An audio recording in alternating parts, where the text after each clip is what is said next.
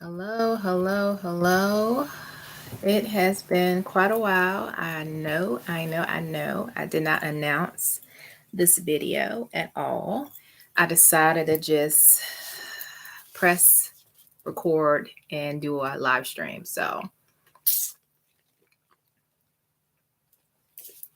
for whoever's watching from here on out, it's going to be very sporadic. Nothing's going to be planned, just whatever I feel like talking about at the moment. That's what I'm talking about. So, the first thing I'm going to talk about is let's see, what I've been up to. I feel like the last YouTube video I had, or the live I had, was like, I feel like it was back in November, maybe October. Well, it wasn't live. Actually, I was in Charleston and I did a couple of videos and I posted it. But the live video, I think, was in August, so almost a year ago. I know. All right, let's see what has been happening. Okay, we're going to go backwards versus forward to today because that's a lot. So anyway,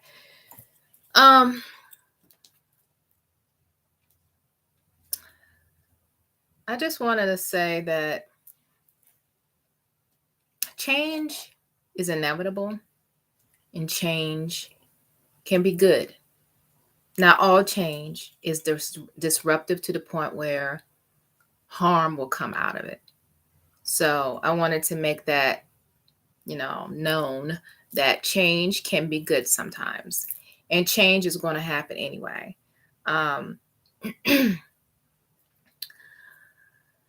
Something, I guess, self-reflection, as I called it. I'll read what I was feeling on April the 27th. I believe April the 30th was considered a partial eclipse, I think, or a black moon or something like that. Anyway, the energy that I was dealing with. This is how I felt. I said self-reflection time. 1, change is constant. 2, sometimes I am second thought. I'm a second thought. 3, sometimes I am recategorized as a stranger when people have outgrown my essence or vice versa. 4, sometimes I do experience rejection or ghosting from people I thought loved me unconditionally. 5, I am constantly initiating all forms of communication, hint, hint. My essence is irrelevant. 6, sometimes people play mind games and exude sarcasm in order to try to make you look and or feel stupid when they do not agree with your opinions. For instance, politics, the Jabberwocky, religion, etc. I can read between the lines and I know exactly what you are doing. Not cool. And then I went on and said, as I mourn what once was, I wish only love and enlightenment for all who are on different paths. Nevertheless, it is okay because my heart must be light as a feather, aka detached from everything within this dimension anyway. As a human, it can be challenging, but this is one of many lessons I must experience. Ultimately, I am making room for like-minded people who light up whenever I enter their space and desires nothing but my best, and vice versa. It should not be forced, and neither one of us should feel uncomfortable being our authentic selves. Others, should not have to feel the need to, quote, bite our tongues, end quote, in a so-called safe space in order to keep the peace. That's not cool as well. With that being said, I am looking forward to building powerful and refreshing relationships as I journey on here and beyond. Hashtag new experiences, hashtag change, hashtag let it go, hashtag it is what it is. That's what I was feeling. I was feeling that week, actually. April the 27th was on a Wednesday. And I was feeling that way for probably a week, maybe 2 weeks. It had built up pretty much. And yeah, let's see.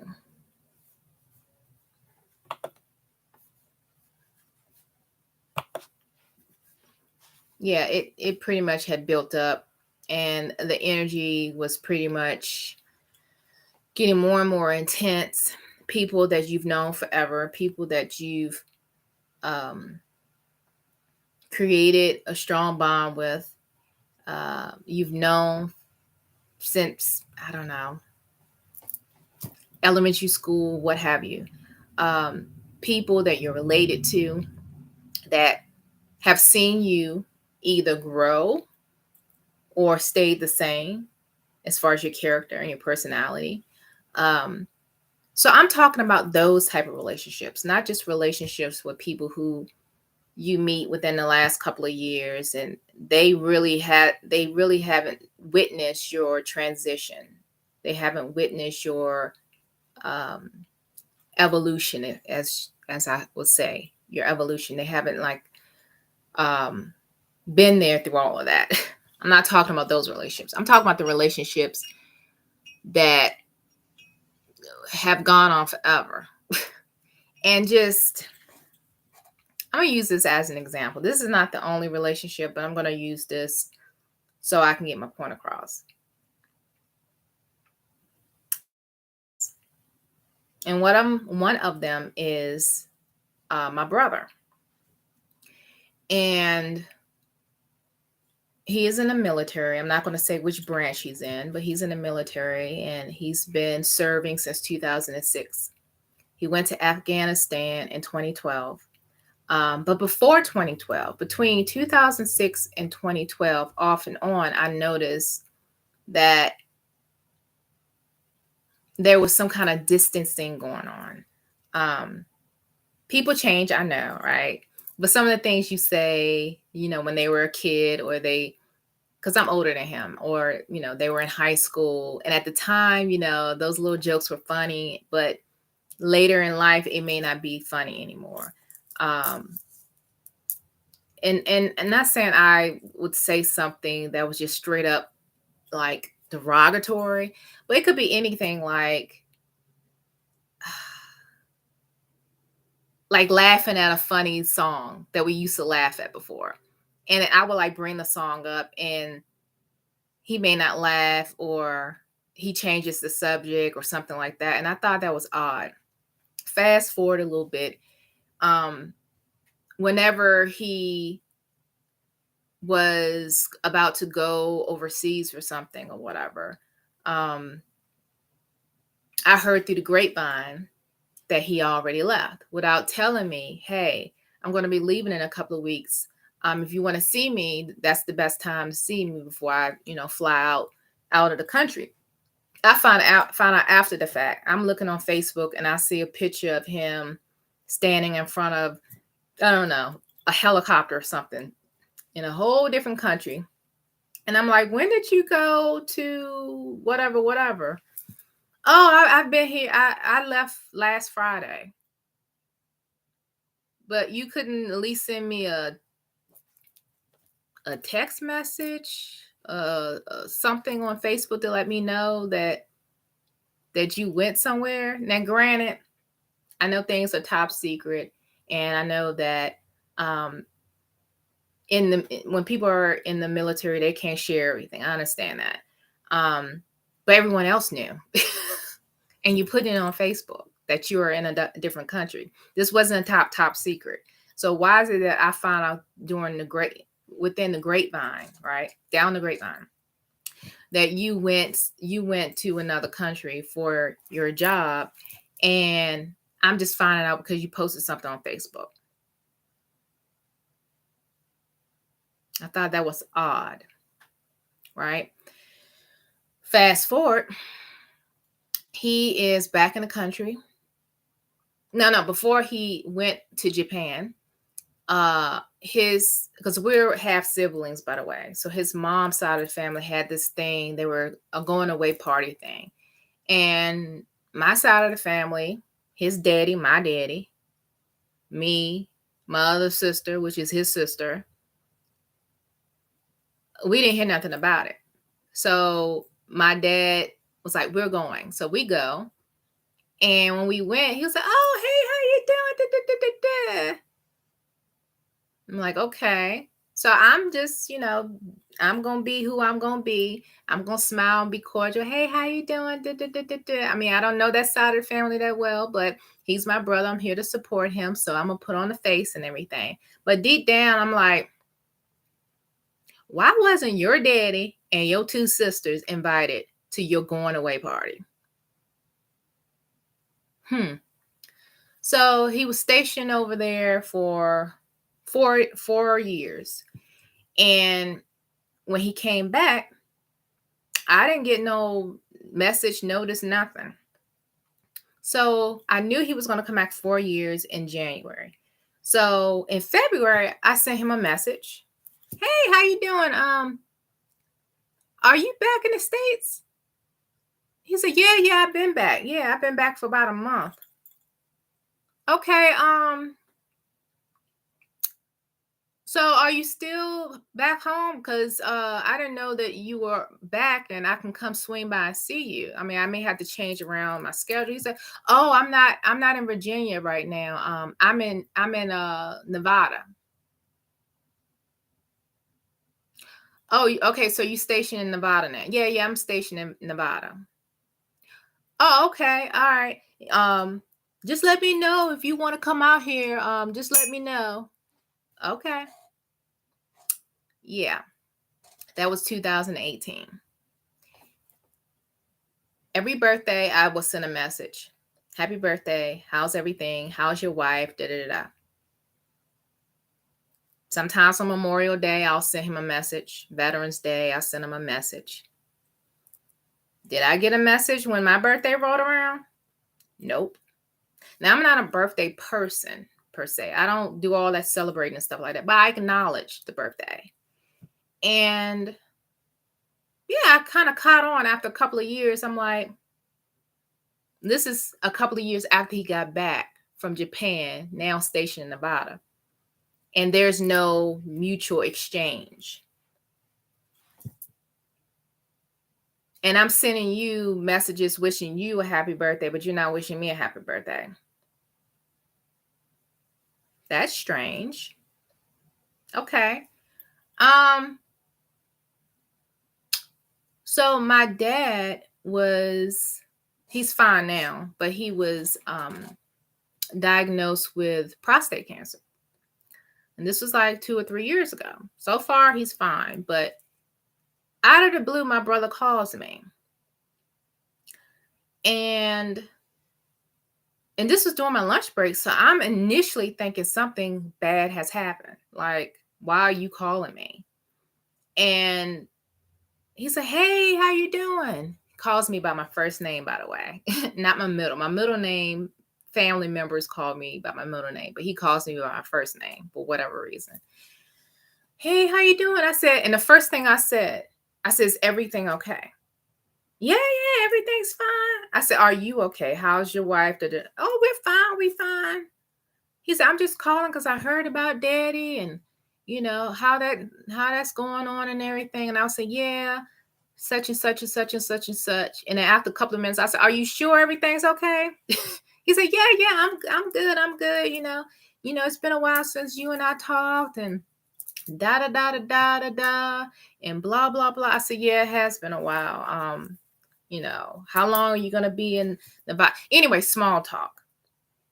When my dad was diagnosed, so I was like, well, if you want, I can add you as a friend on Facebook, because for whatever reason, he was my friend on Facebook a few years back, and then all of a sudden, I don't know what happened, because my Facebook page didn't change, but all of a sudden he wasn't my friend on Facebook.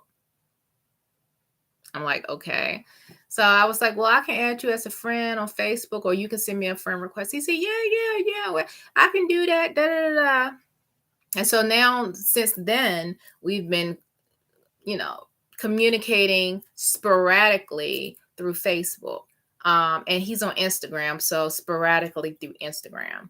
But I find that odd. And so when his grandma passed away, his mom's mother, I found out through the grapevine, and then I sent him a message. I was like, I'm sorry about, hearing about your grandmother passing and da da da. He said, oh, thank you. I appreciate it. Yeah. I did go to the funeral, da da da. I mean, I didn't see him then either. Now, granted, I was living in Maryland at the time, but that's like, what, 5.5 hour drive back home. So I could have made that drive. But again, I found out after the fact. Now, I'm going to fast forward to this year. I found out through the grapevine with everybody else that his wife is pregnant with twins.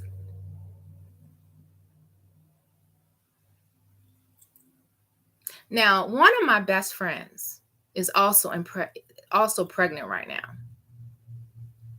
And she did not add that to Facebook or any social media. No one knows that she is pregnant, and that's how she wants to keep it on social media until she's ready to disclose the information. I'm not even related to her. And she told me that she was pregnant. So I'm like, okay. I called my daddy. I was like, so when did you find out that, bro and sister-in-law are going to have a set of twins? He said, yeah, he told me 2 weeks ago and he didn't want to say anything yet. So I had to keep the secret. Okay. So how long did his mom know? Because typically the mother's going to know, my father and his mother, my brother's mother, have been separated, divorced or whatever since the 80s. So obviously she's probably going to find out before my dad. And I think she knew like maybe a month or two before daddy knew. I say all of this because I'm saying to myself, so you can't tell your two sisters that we are going to be aunties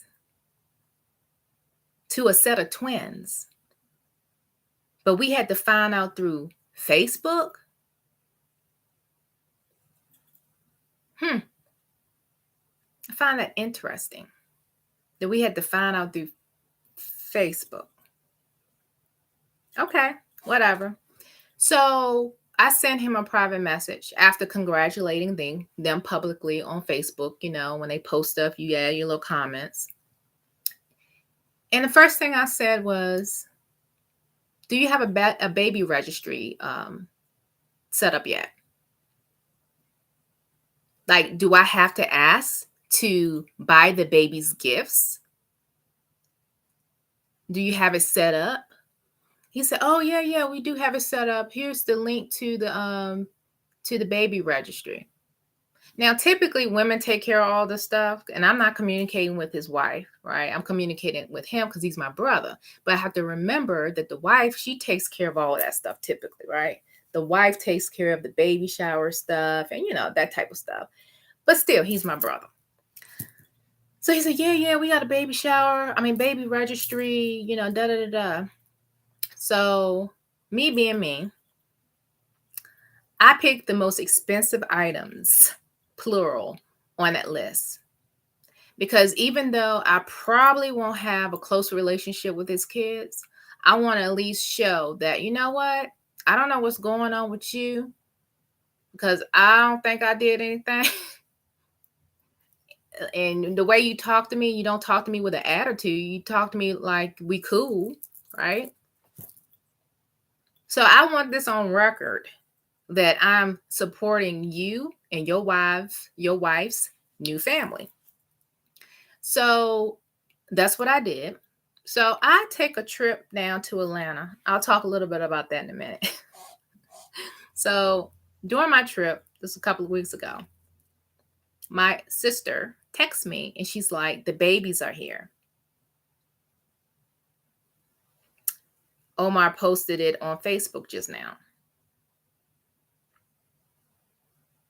Once again, we finding out a beautiful uh,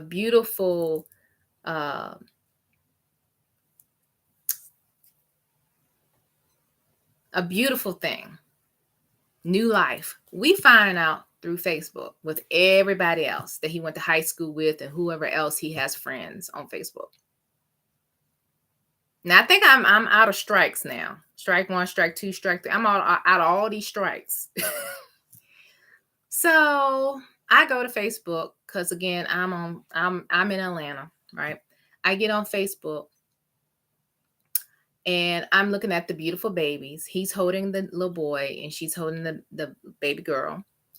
And he posted it like 3 hours before my sister texted me. And I just put like a little heart in the comment box and then say nothing else. So a week later, his wife and him, but the wife was the one who set up that little group chat private message on Facebook. And she's like, thank you, Auntie. We love our new high chairs. Because I forgot what I bought, y'all. Like I said, I just bought the most expensive thing on the list. And then I put all these little hearts because I like to put hearts, like love. And so to show that, I'm glad y'all, everybody healthy, everybody strong and all that. And babies, they posted that the babies were, they all went home, I think a week ago or something like that. Everybody's good. And that's where I was in my feelings. And that's when I posted that I just read to you guys about self-reflection. I'll read it again for those who just came on that are just starting to listen to me now. Again, this is what I posted. And this is not just based on the relationship or lack thereof with my brother and I as adults, but this right here was like the straw that broke the camel's back when it comes to me take the initiative to connect, right? So I said self-reflection time. Change is constant. Sometimes I'm a second thought. Sometimes I am recategorized as a stranger when people have outgrown my essence or vice versa. Sometimes I do experience rejection or ghosting from people I thought loved me unconditionally. I am constantly initiating all forms of communication. Hint, hint. My essence is irrelevant. Sometimes people play mind games and exude sarcasm in order to try to make you look and or feel stupid when they do not agree with your opinions. Example, politics, the jabba, religion, etc. I can read between the lines and I know exactly what you're doing. It is not cool. As I mourn what once was, I wish only love and enlightenment for all who are on different paths. Nevertheless, it is okay because my heart must be light as a feather, aka detached from everything within this dimension anyway. As a human, it can be challenging, but this is one of the many lessons I must experience. Ultimately, I am making room for like-minded people who light up whenever I enter their space and desires nothing but my best and vice versa. It should not be forced, and neither one of us should feel uncomfortable being our authentic selves. Others, should not have to feel the need to bite our tongues in a so-called safe space in order to keep the peace. That's not cool as well. With that being said, I am looking forward to building powerful and refreshing relationships as I journey on here and beyond. Hashtag new experiences, hashtag change, hashtag let it go, hashtag it is what it is. Now, you can be related to people all you want, but relationships change. The dynamics of relationships change. And this part of my life, I have to be okay with it. If someone does not want to cultivate a relationship, like a brother-sister relationship, I'm going to have to be okay with it. So fast forward to the near future, the end of this year, I heard through my dad, not through my brother, that he is planning on being stationed in South Korea with his new family for 2 years.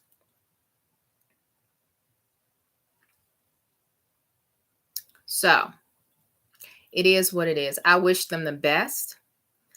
The line of communication is open on my end, but I am not going to make any more initiated communication. Nothing. You got my cell phone that never changed. You're my friend on Facebook. That ain't changing. And you are linked to my Instagram. That ain't changing. So, love and light. I love you. I love your new family. It is what it is. If you want me to be involved, if you want me to, have any type of connection with your new family, let me know.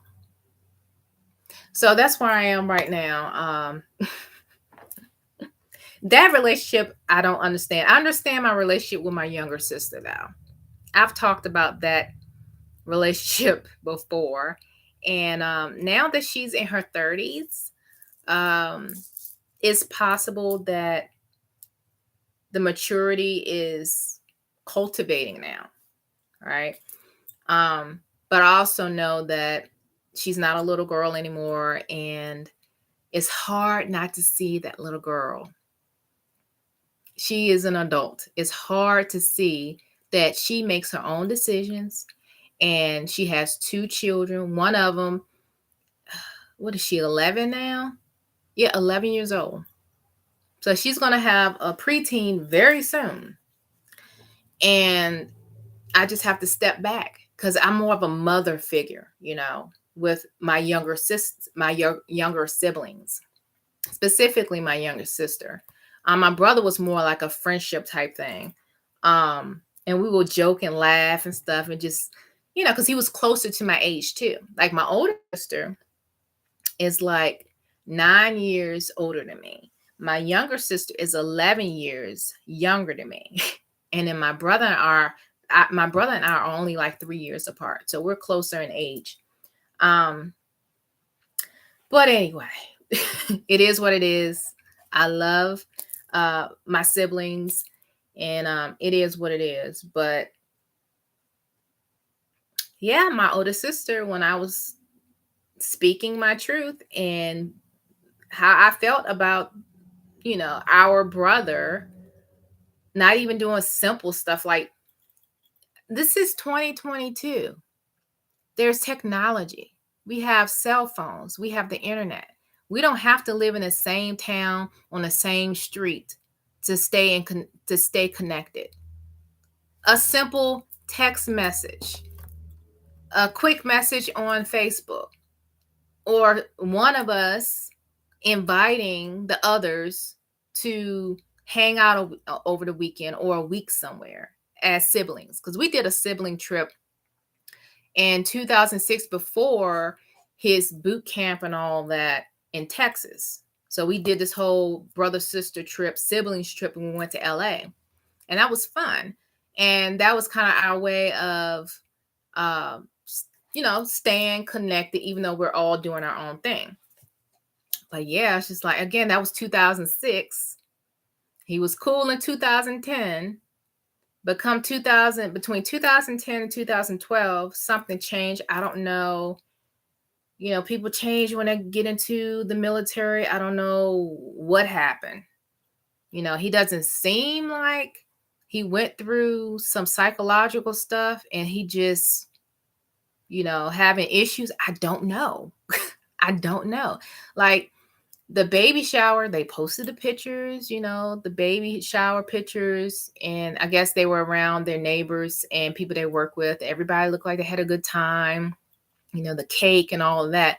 So it didn't look like that he's not enjoying life. But pictures can be deceiving too. I don't know.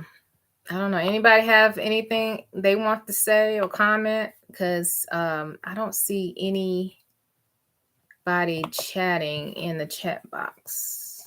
Unless the chat box is just not working. Anybody want to say something or put something in the chat box if you can?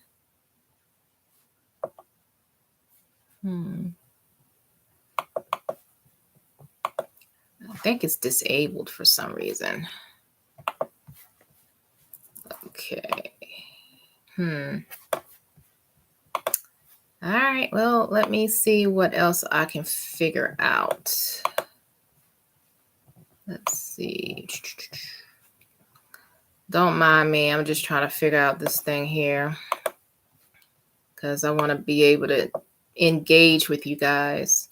And I think the chat box was disabled. Let's see. All right. I think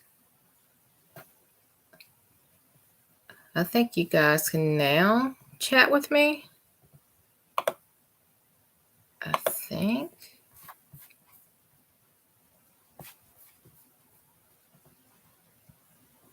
Yeah, I don't see the chat box.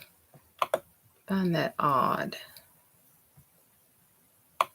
Because I see there's 3 likes and there's 4 people watching. Let's see.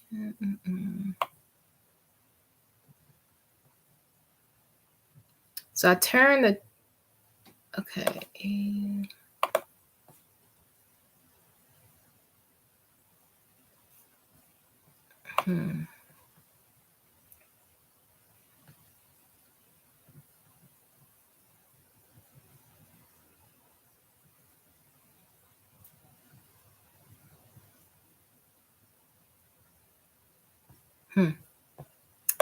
Yeah, that's weird.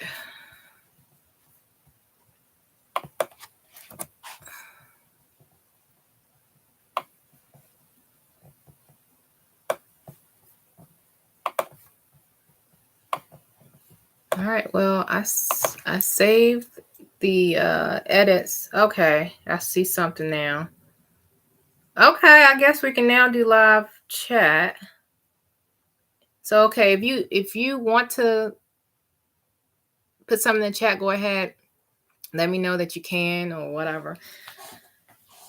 So anyway, that's my story about dynamics, like the dynamics of relationships, how they change.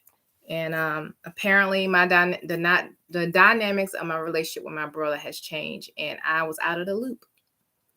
Now I know that it is what it is, and I'm gonna have to just move forward. Surround myself around like-minded people, and keep it moving. Okay. So anyway, I'm going backwards. So right now I'm talking about the trip that I went to Atlanta. Now, I went to Atlanta and then I also went to Winston-Salem. Drove all the way. It took about 10 hours and some change. I drove straight to Atlanta. Yeah, but I get to Atlanta. I'm meeting with one of my besties, the one that that just moved down there. And I have to realize that we don't live close like we used to, meaning like if I go see her, I'm going to have to drive. And it may not be a whole week type stay. It might be just a weekend thing. It's not just her anymore. Her older son, her was only child, only son. He lives in the DC area. So when we were hanging out or whatever like that, He was always busy with school and basketball and stuff like that. So um, it really felt like I was just hanging out with my bestie. And then we didn't hang out often, but whenever we did, it was just like us, right? So we went to powwows together. We went to protests and rallies in DC and the Maryland area. Um, she and I, we love crystals. Okay, we love crystals, and so we always like saying something about a crystal or whatever. Um, and so by her moving to Atlanta, like I said, I drove. This is my first time going to her house. Drove um 10, maybe 10 and a half hours. Um, and so the dynamic of the relationship has changed, obviously, because of being that she's married now, right? So I had to factor that in, and other things attached to that. So when I went to see her, I just, in my mind, I was thinking, okay, well, we're not going clubbing or nothing, but I was like, we're gonna just do like we typically do. Like, no, we're not going to power or whatever, but she's been there long enough where she knows the areas that she thinks I might like. Like, I love trying out different restaurants when it comes to the vegan lifestyle. I'm not a vegan, but whenever I go somewhere, I really like to check out their restaurants or check out whatever that's health based. So she knows I'm all about that, and grocery stores are, that are set up that way, and just that lifestyle. We both are into indigenous history in general in this country. And so I know that there are mounds throughout Georgia. And so it was suggested that we go to Macon, Georgia, which is about an hour south from where she lives, and check out the mounds there, which we did. But again, it wasn't just us. There were other people with us. And these other people are now her new family. And so that took some time for me to get used to knowing that it's not just she and I hanging out now. It's other people that she loves that are now her new family. And yeah, it registered when I went to see her. It did register. And again, the dynamics have changed. Some of her thoughts about certain topics, have been tweaked a bit. And some of that probably came from the mindset of her husband. And so I guess she's more comfortable expressing that. And, there's some things that have definitely changed as far as beliefs or what have you. So, yeah, I spent about 2 days with her and her new family. And then I headed, back to the mounds. I went there on Saturday with her and her fam. And then we went on a joyride. This was her husband's idea because he's from that region. He wanted to show me the town. I personally have been to Atlanta, but I never went in the city. I just was on the outskirts of the city. I have relatives that migrated there within the last 20 years. So it's not like I've never been there. I just never been in the heart of Atlanta. Okay. So he was like, yeah, I could take you here, take you there, show you around. And I was like, okay. I am ready to chill, but okay. So he drove us around the city, different parts of the city, different neighborhoods of the city, the good, bad, and in between. And I appreciate that. But this went on for about maybe a couple of hours. And I also had to factor in that some of her new family members, they were fasting for Ramadan. So, and I'm not fasting. And based on the relationship with her, I knew that she liked to eat, for lunch, and all of that. So I just, in my head, I was thinking like, yeah, we'll probably grab something to eat about 1, 2 o'clock. And then we'll probably have dinner about, 7 or 8, because I know she is, early to bed and an early riser, but her husband's not. Her husband is a night owl, and he's not getting up extra early to do nothing. So yeah, so that kind of like threw me off too, because I'm like, I'm starving.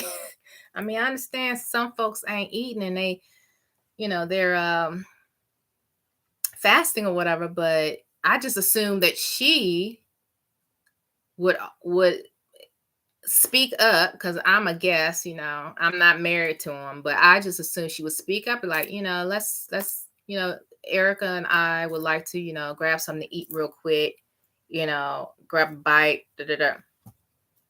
So I am completely starving. I'm literally fasting along with everybody else. And so eventually, about 8:30 p.m., of course, this is when they can eat. And we finally get to this Thai restaurant. By the way, it was pretty good. This Thai restaurant. It wasn't on Peachtree Street. I forgot the name of the street. But it was really good. And I tried their fried tofu for an appetizer. And then I had like tofu and eggplant with some vegetables and brown rice. That was really good as well. And it's funny because everybody like bought these big plates, entrees, and appetizers and everything to, obviously to take back with them as far as leftovers. But I was just like, okay, this is the information that I would have loved to have known before I got here, because I'm not fasting. The schedule has changed because, again, she's more of an early to bed, early riser. And here we are eating dinner at 8:30 at night. I don't want to eat dinner at 8:30. I want to eat dinner between 6 o'clock and 7 o'clock, like between 5 and 7 o'clock, maybe 7:30. But 8:30, 9 o'clock eating, yeah, I'm not a fan of that. And maybe snacking at that hour, but not eating a meal. And I'm watching what I'm eating. I'm eating small little snacks throughout the day. So I am starving. That bit of information I would have liked to have known before hanging out for 2 days. So anyway, so I stayed in a hotel, not because I didn't want to necessarily be staying in that house, but because of all of the stuff going on and the pandemic and everything. I just feel more comfortable being in a more controlled room, which is the hotel room, where I can wipe things down, and I can I can control who's touching the remote control and all of that. So I wipe everything down, disinfect everything, and so I'm more comfortable in a hotel. Whatever. So so the next day, which was Sunday, she texted me and she was like, do you mind coming at 11 o'clock? I said, that's fine. I don't mind. I want to just gradually get up anyway and just, shower and all that, eat, because I know what I'm dealing with this next day. And 11 o'clock is fine.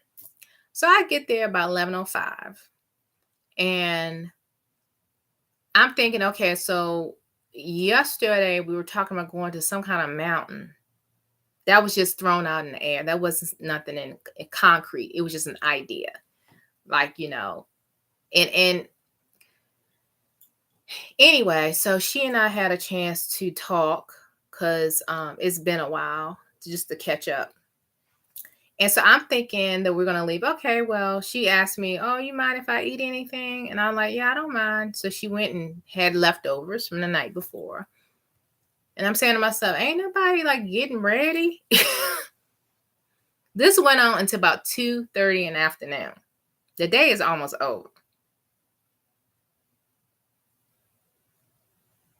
Remember, I drove to Atlanta on Friday. on a Friday. Drove all day, 10 hours and some change, which I signed up for. I knew that because I didn't want to. And Sunday, we ain't going nowhere until 2:30. Oh, and by the way, we're not going to this mountain that we were talking about the other day. We're going to just joyride again through the city of Atlanta.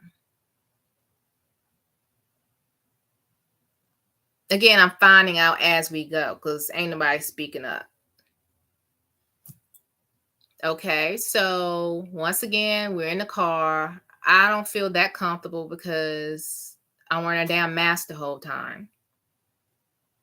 I specifically said, I don't mind being outside. We can do some outside stuff. AKA, I do not want to wear a damn mask the entire time I'm around y'all. It's uncomfortable. And the temperature was like, I don't know, 86 degrees. So it was pretty toasty, which I figured it would be in April for Georgia. But it's like, I don't want to wear a muzzle over my face the entire time I'm around y'all. I want to be outside. I want to be able to, breathe fresh air, still have, a good time with you guys. But I don't want to be in the car the whole time. So back in the car we go. It's 2:30. We're riding. And I was like, so are we going to that mountain? Oh, no, we're not going to go. Oh, I'm going to take you to the artsy side of town. You remember I told you about that yesterday?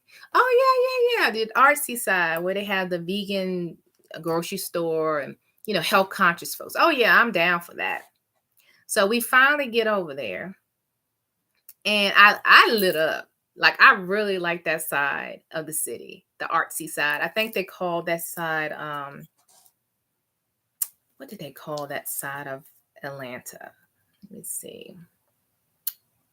I really like that size. It's a very eclectic area. Let me see if I can find the name of it.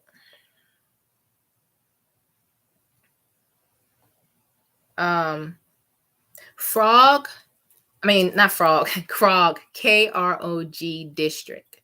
Yeah, Krog district. That's where we kind of like drove, like we did a joy ride through there. We didn't do that on Saturday. So that was cool. That was something that we didn't get to see. I didn't get to see until Sunday. So it was really nice. We just have all these amazing artists that would spray paint the walls and stuff. And it was very impressive. So I like that.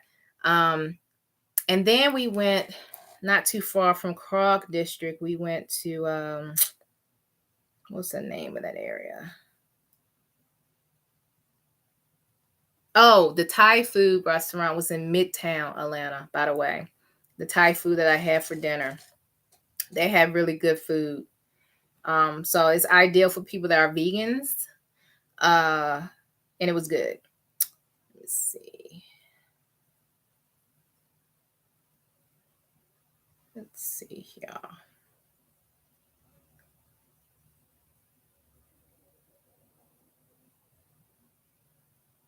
Trying to remember what was the name of that district.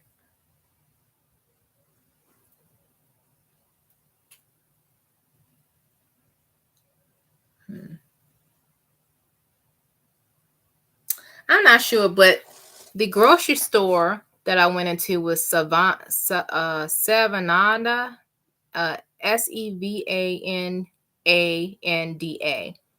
So wherever that grocery store is in Atlanta, that's where we were. That's the name of the district. Again, it's Sevananda. And it's like a co-op type grocery store. And on the outside of the building, it says "Own Your Health." So that was a cool spot.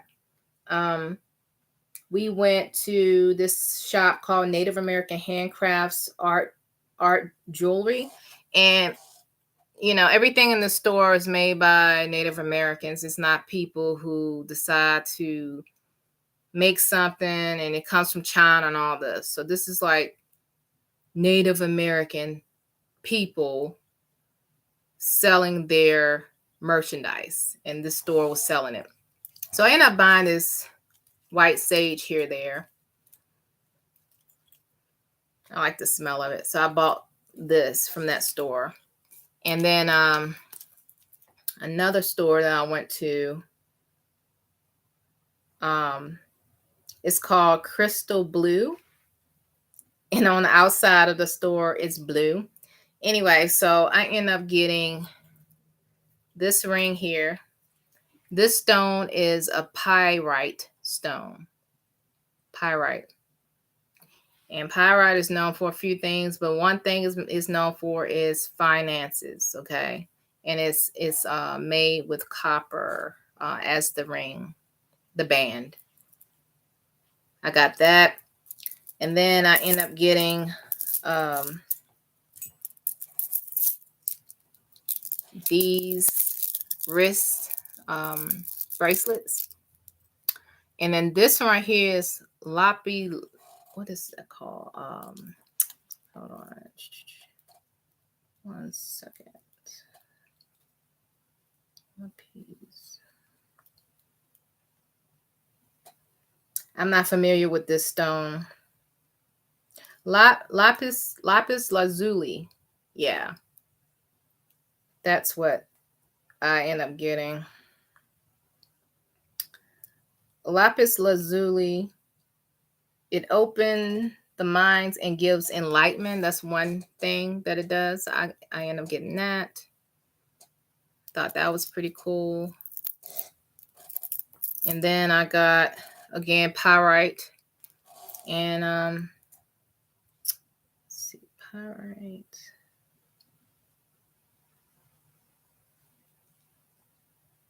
Pyrite is shiny, brass-colored stone, often used for abundance, confidence, and protection.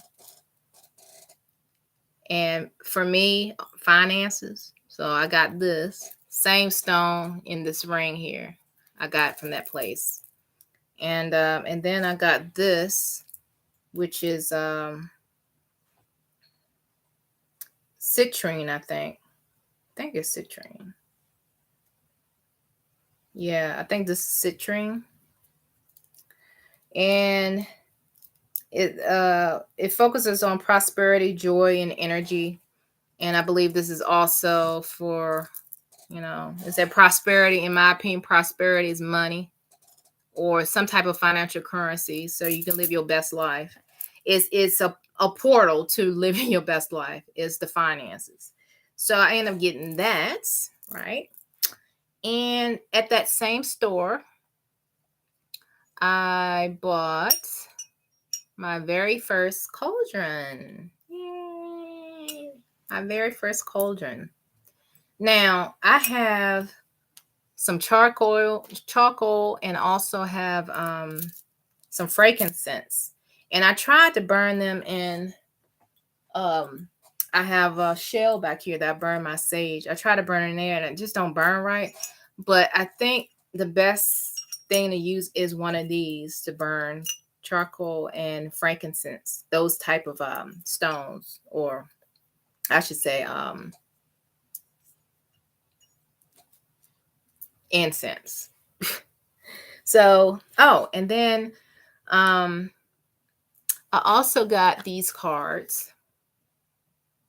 I don't know if it's flipped on your side or not, but I saw this and it caught my attention because I'm all about essential oils and crystals. And so when I saw this essential oils healing deck, I said, I can learn a thing or two. It says essential oils can be truly transformative to our body, mind, and spirit. Learn how to reap their many benefits in your healing practice or day-to-day rituals through this deck of beautifully illustrated cards that features 52 essential oils, including lavender, peppermint, lemon, rose, and more. And there's like a guide in here as well, along with all your cards. And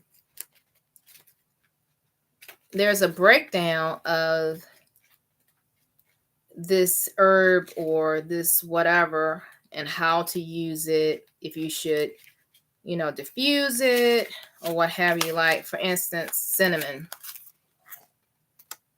right? This is a symbol for diffuser, topically applying this, cinnamon, medicinal purposes, like ingesting it that way or cooking with it. That pot right there symbolizes cooking. So there's, pretty much you can consume cinnamon, and the benefits of it, used for, they have a list: bacterial infections, colds and flu, diabetes or high blood pressure, high blood sugar, fungal infections, heart disease, high cholesterol, kidney infections, low libido, sex drive, muscle strains and pain, oral health, vaginal infections. And then, there's more description about it, medicinal aspects of it, spiritual aspects of it. And so, long story short, I like that this came with this guide. You can actually look up the herb and all of the benefits of it, physically, mentally, and spiritually. So I was like, I'm gonna get this because I love some essential oils. And I was the type of person that would jump on a bandwagon when it comes to Young Living essential oils, because I bought a whole set of that. But I found there are other brands out there as well that's not as expensive that does the job. So I ended up getting this from that same store in Atlanta. And so far, so good. I really like these cards. Then another store I went to. Oh, I forgot this crystal right here. I got this crystal from that same store as these. And this one caught my attention because it got something to do with finances. And I think it's called crystal gold. King's gold, I think. Gold, crystal gold. What is it called? King's gold, King's gold, King's gold. Crystal. It didn't come with a label, so that's why I'm kind of trying to figure it out here. Something gold. It's not fool's gold, because that's pyrite, I think. This is my pyrite crystal. I've had this a while. So it's not this. And this is the stone that I'm wearing, the same stone, this, and this right here in the middle. So it's not this one. But this right here is like King's gold or some kind of gold. Fake gold. I mean, you can see that it does look like it might have specks of gold in it, but it symbolizes increase in finances or whatever too. So I decided actually today, I'm like, you know what? Let me just throw this in my purse. So that's what this is. And this is what I got. Not in Atlanta, but I purchased this Selenite crystal bowl. And this actually charges and cleanses your crystals. So I was like, let me just buy a bowl like this and throw my crystals in it and let it charge. Because typically I wait till a full moon because I follow the moon cycle. Been following the moon cycle, I think, a couple of years now. So it's somewhat new to me, but I'll put all of my crystals not outside, but in front of the door, which is a sliding door, so the moon can shine on it and charge it. But it's funny, like my bestie, she has a bunch of this crystal all over her house. She has lamps and all kinds of big crystals she got from Home Goods. Home Goods is a great store to buy really big pieces of crystals, for decor. But we know it's more than just decor. This is Selenite.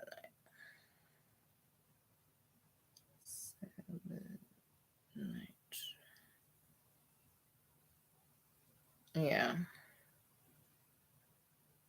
So selenite is said to be a powerful healing crystal that promotes peace and calm, mental clarity, and well-being. It's also believed by some that the crystal can remove negative energy and help you connect to higher realms. There's no evidence to support the metaphysical or healing properties of crystals. Whatever. I know one thing. Once I started appreciating crystals, stuff happened in a good way.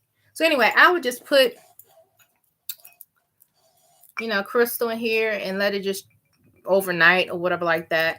Not saying I'm not going to put my crystals out, during a full moon or whatever, but I like to use this in between the full moons and just put my crystals in sporadically every so often to charge it. Like this right here, I wear this all the time. This is labradorite, and then this is bloodstone. And I believe these crystals here, right here, they're black agate, which is protective. Oh, and then I got this ear cuff thing. I got this through Etsy, and it's like chakra stones. So red for root, all the way up to purple, which is crown chakra. I got that a few weeks ago, but it's Natal Creations, Crystal Zodiac Jewelry and Arts, at natalcreations.com. So I like it. I saw it advertised, those ads you see in threads on Facebook based on what you like to search for. And this popped up. And so, again, that's what it looks like.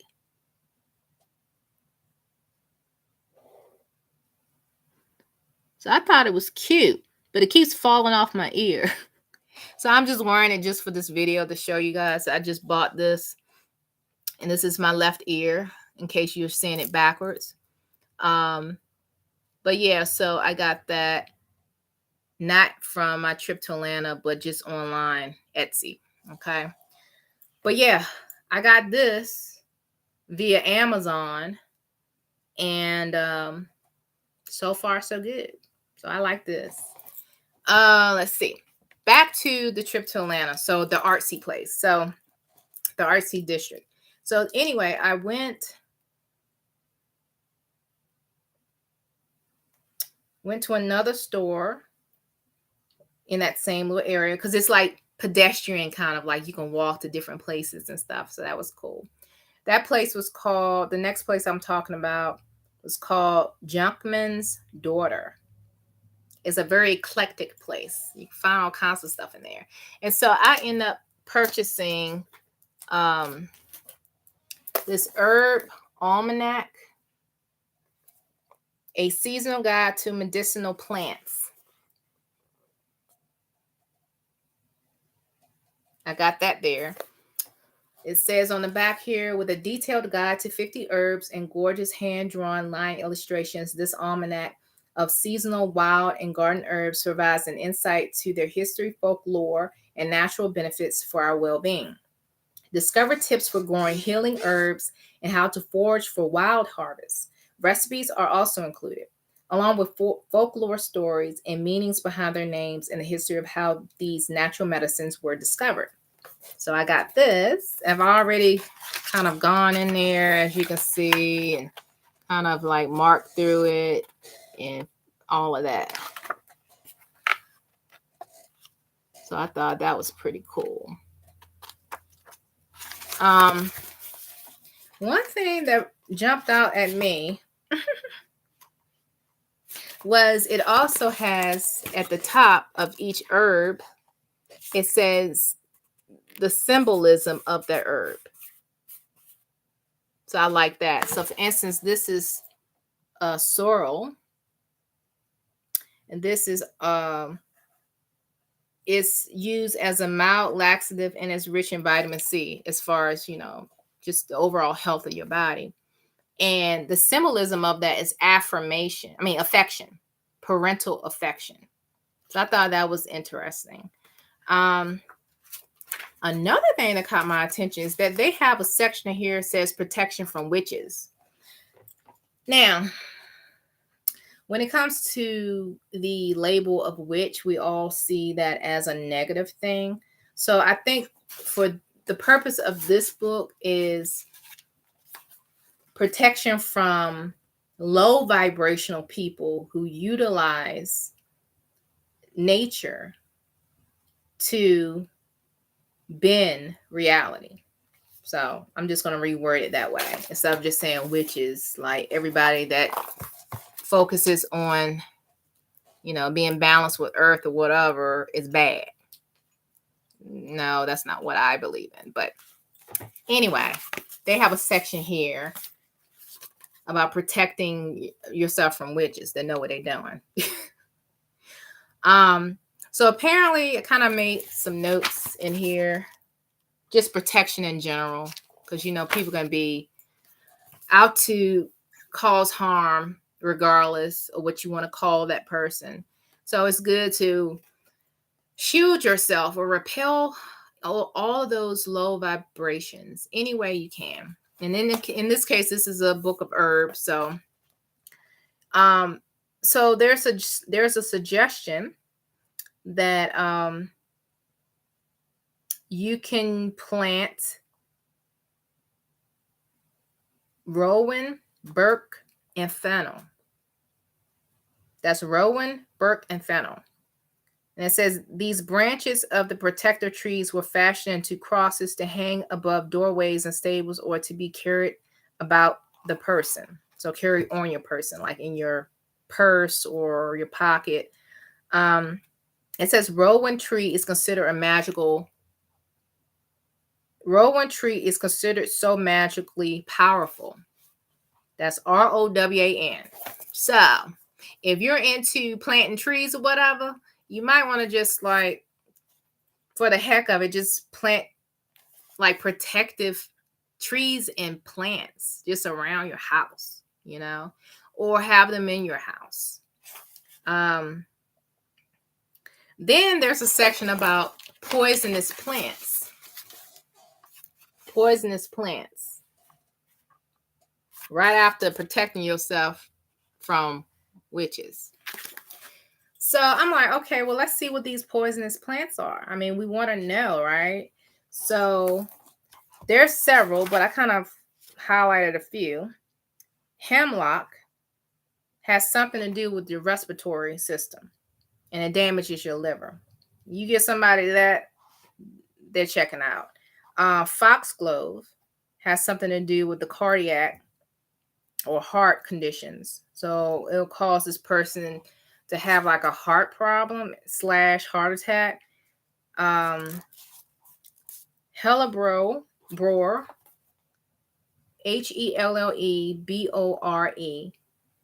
It's a fatal emetic if you eat it.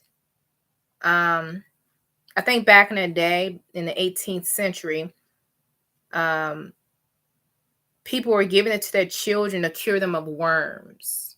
But enough children had died from that, so they stopped doing it.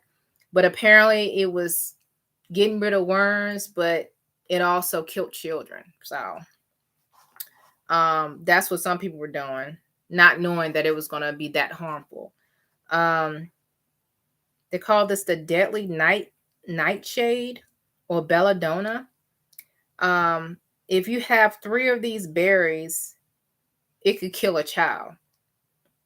It's very poisonous. And when I read that, I thought about what was that movie with Brooke Shields was in it when she was a young pre-adolescent or something, and she and this boy, the characters, were shipwrecked, and they kind of grew up on this island. They were cousins or something, and anyway, they built a boat to get off the island as teenagers, and they end up, before they got off the boat, she got pregnant by him and yada yada, had a baby. They get on this boat And on this boat, they had these berries. And I don't know why they had these berries on the boat, but um,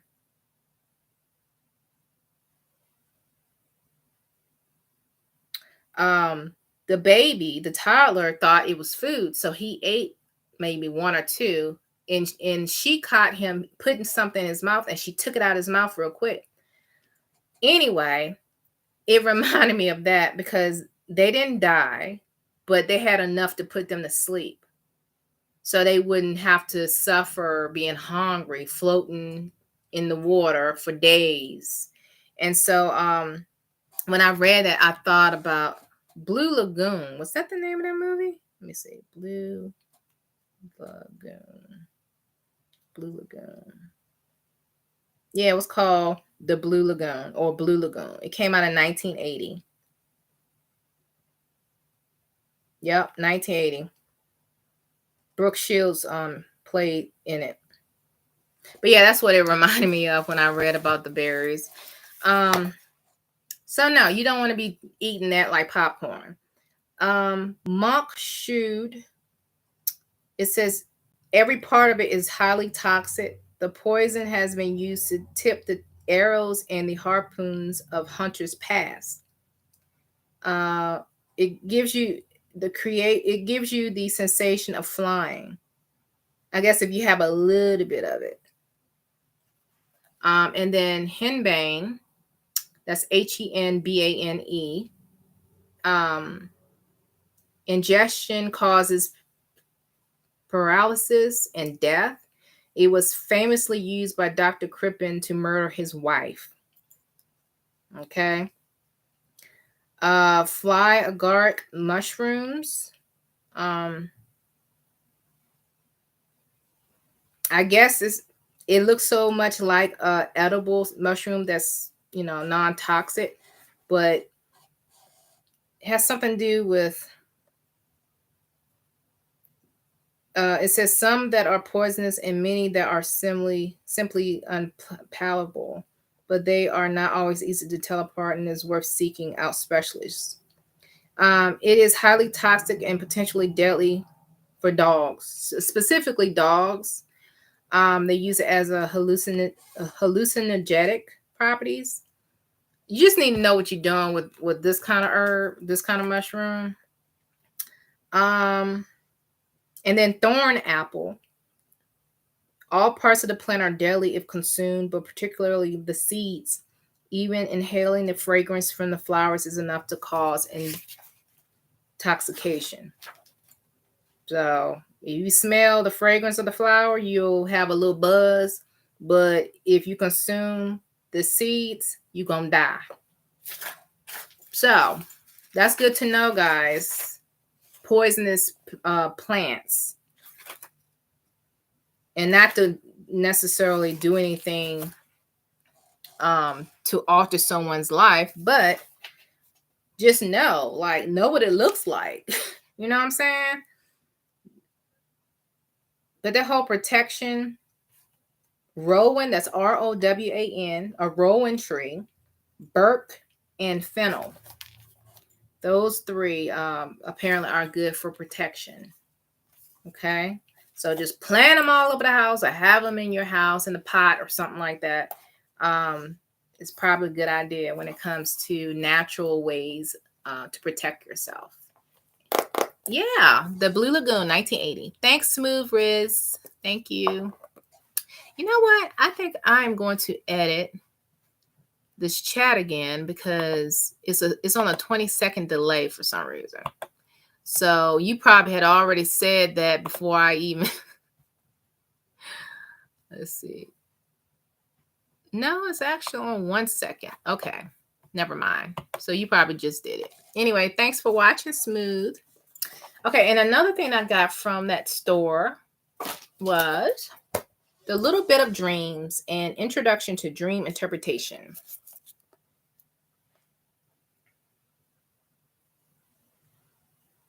Now, I have yet to read through this book. This one was more like a reference book. This one is a read-through book.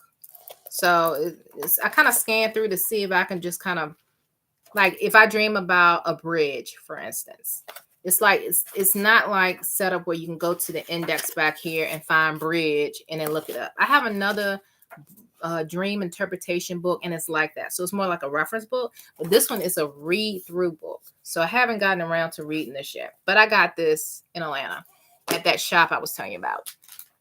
This is something you can get at your regular grocery store, the Farmer's Almanac. It has some pretty good stuff in here, but what I like to focus on is the moon cycles and the best time to do what, as far as cutting your hair. I like to cut my hair at a certain time of year for thickness and length, and all of that. Like the secrets of the zodiac, So Farmer's Almanac, or the old Farmer's Almanac, has that information in there, So that's pretty cool. The best time to plant, the best time to harvest. I've seen these around all the time. I never really gave it much thought. And then I bought one 2 years ago, and I was like, you know what? Maybe I should buy another one, because it's for specific years, not just in general. It's not like you buy a dictionary. No, this is something that changes every year. So I was like, well, let me buy one for this year, because there's certain things I would like to plant. I mean, granted, I do live further south, so the planting season started, I don't know, almost 2 months ago. So I kind of been slacking on that. And what I want to do is I want to buy something like a plant tower. I think that's what they call it, a garden tower, where I can start small, because I've seen my dad grow like vegetables, 2-3 gardens full of vegetables, different vegetables, and he never told me how to grow vegetables. I've seen him do it. I've gone out there and picked tomatoes off the vine, corn, and all that, but he never made me go out there and help him till the ground and plant the seeds and all of that. He did that all the time. So it would be nice if I can kind of get a green thumb, and being that I don't live on acres of land, and I don't necessarily trust the soil that I live on right now, that I want to start small. I want to, maybe try to grow basil or spinach, because I eat spinach all the time. All the time. I love baby spinach. Or to grow kale or whatever, like right now there are 4 rosemary bushes that were planted like 3 weeks ago. Me and Mr. we planted them, and I'm learning more about rosemary. I have some essential oil that is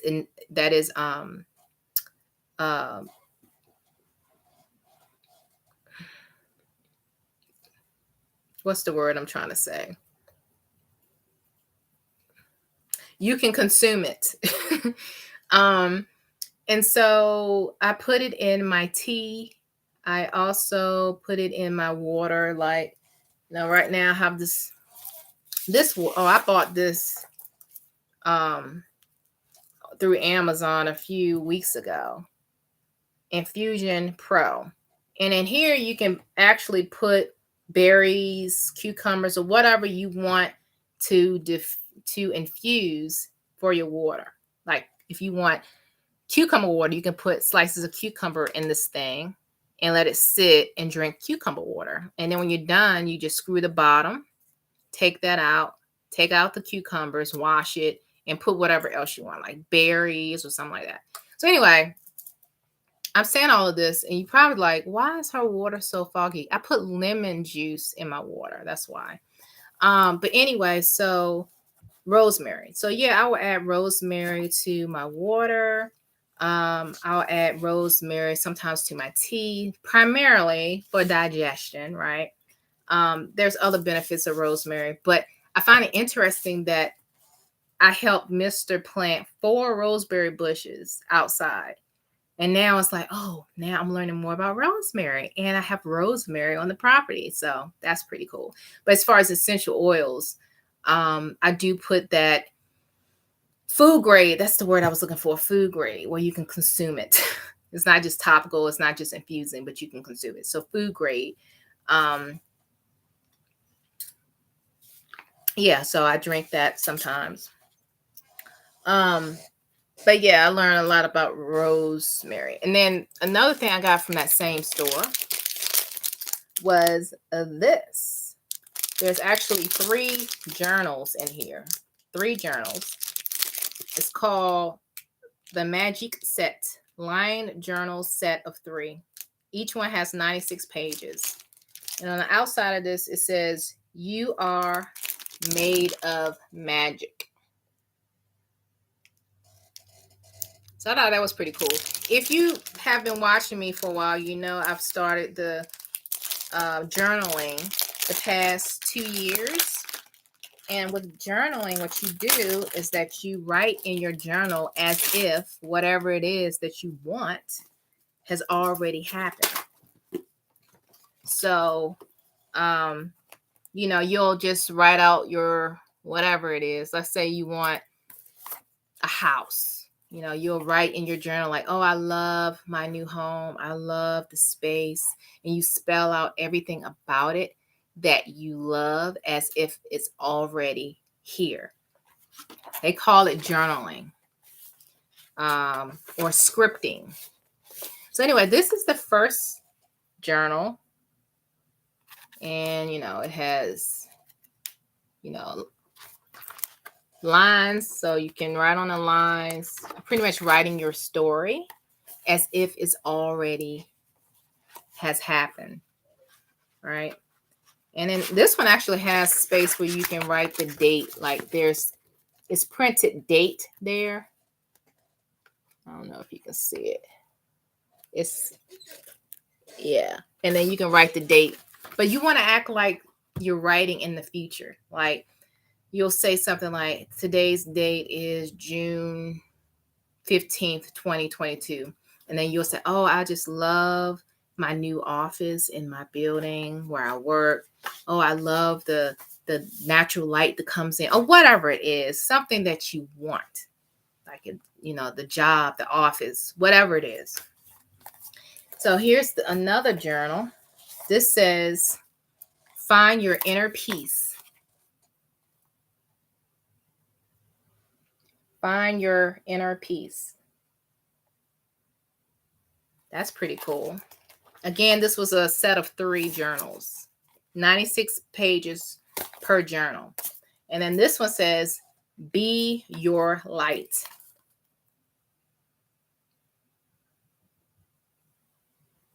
So that's cool. So I'm still working on my last journal. I have probably a good 20 pages left that I need to write through or whatever, write on. But yeah, so these are the next journals I'm going to write in. Again, I am scripting, also known as journaling. This is part of law of attraction, manifestation. You are writing your story. You are creating your reality, not the other way around. Not someone else creating your reality. You're creating your reality. Whatever you believe, whatever you have faith in, will manifest. Whatever it is, whatever the faith is, it will manifest. So whatever you desire, whatever you want, like peace, joy, happiness, whatever, write it down. Believe it, feel it, know it.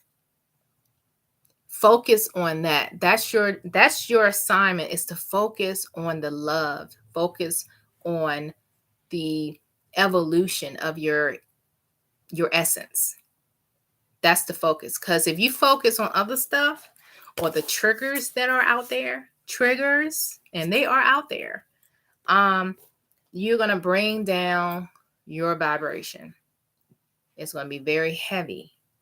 And the goal is now in this life is to refocus on everything that is love, peace, joy, happiness.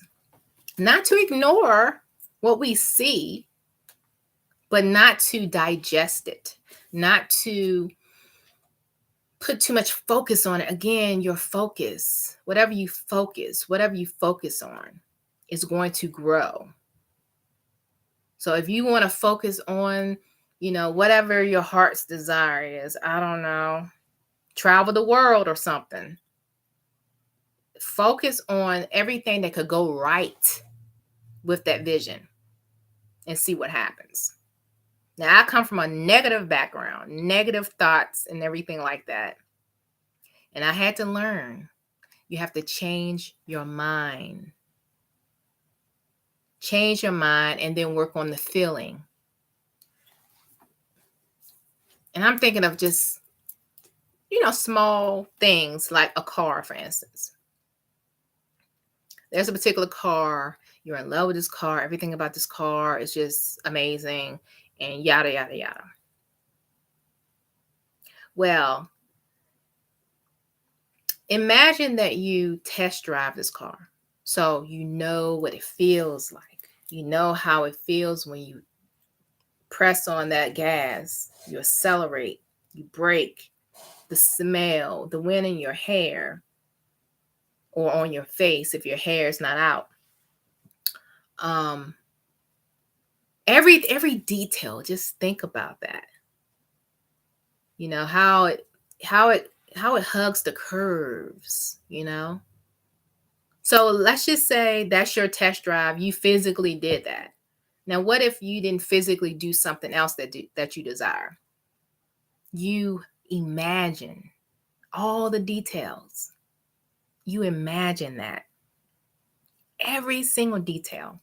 And you focus on that. Or some people may say, meditate on that, right? And then, like I said, you can write it down. You can have a vision board. A lot of people use vision boards. I used to do that as a kid and didn't know that's what I was doing. I would like Christmas time when I was coming up in the 80s, right? I'm aging myself, but you get this Christmas book from Sears or whatever, and they had this whole section on toys. And I just remember going through this Christmas book, the catalog or whatever, and going through all the pages and bending the pages of the toys that I wanted or whatever it was. And then finally I think I would tear them out and put them in my little booklet somewhere, or take that stick of glue and put glue on the back of it and put it in my little wish book, I guess you can call it that. I used to do it all the time. I used to actually go outside as a kid, lay on my stomach, and search for 4-leaf clovers, because I believe if I got 4-leaf clovers, then my wish that I want so bad will come true. I used to do that. I mentioned in one of my videos about wanting a clarinet so bad. I wanted a clarinet. I am going to get a clarinet. And I remember having a picture, putting this picture I cut out of a magazine into my book, whatever it was. I didn't call it anything, but it was a book of wishes, And I remember saying, this is my clarinet. I love my clarinet. I literally was doing that before I knew what I was doing. I got the clarinet. And I didn't just get the clarinet. I was first chair clarinet player. And I used to play solo and all that. And I didn't really take it seriously because I didn't work hard at it. I thought it was just a hobby. I thought it was just, something fun to do. But I was naturally gifted in playing that clarinet. I was meant to play the clarinet. I was meant to play it. So anyway, so that's what, as an adult, I now know that it is very important you use your imagination. We've been taught, stop daydreaming. What are you doing? Focus. It's time to grow up. Be more serious about your future and da-da-da. And half the time, all you had to do was just sit back and imagine that's where you were going to be. And I'm sure I would have done X, Y, and Z over the years if I didn't allow my self-doubt and other people's limitations of me to get in my head. Because that's where it starts, right here. Your head. It starts right here. And then if you feed it, If you cultivate it, if you allow someone else to validate that negative low vibration and you believe it, then of course that's what's going to happen. Of course you didn't do X, Y, and Z.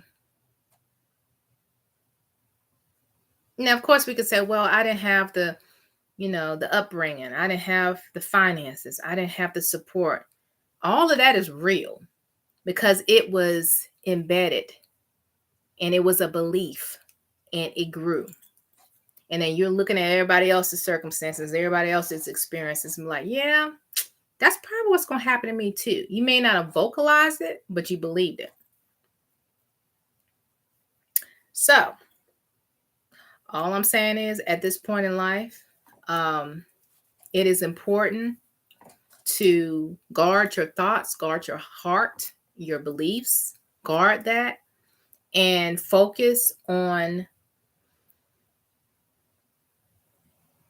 your life that pleases not only you, but also pleases the highest divinity.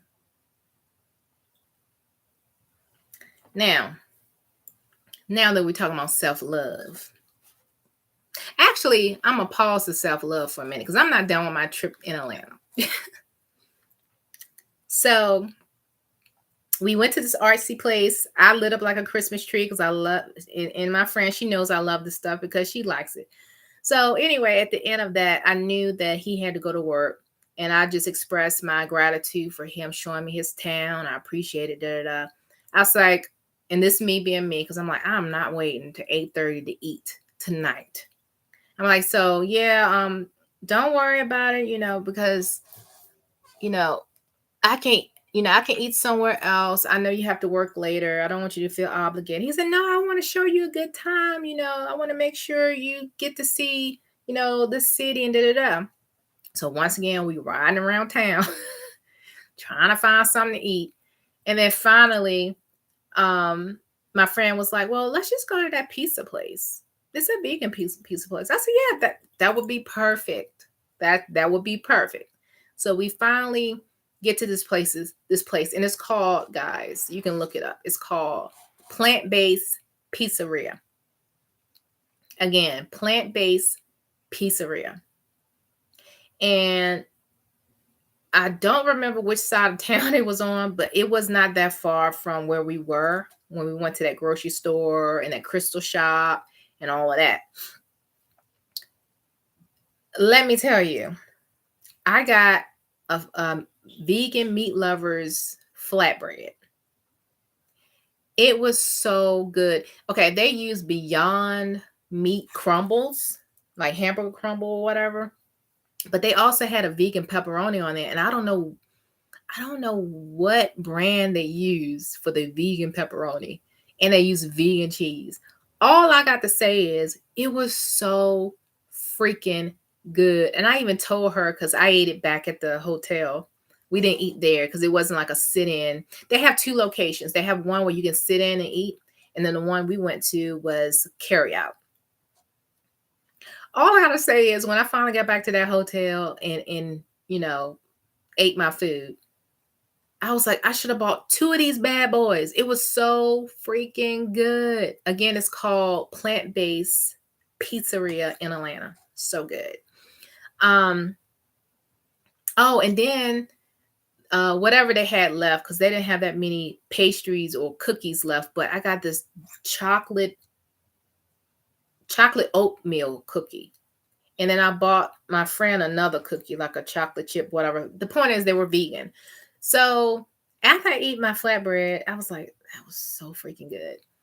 I was like, okay, now I'm going to eat this vegan cookie. Because one thing about vegan desserts, you can't really go wrong with that.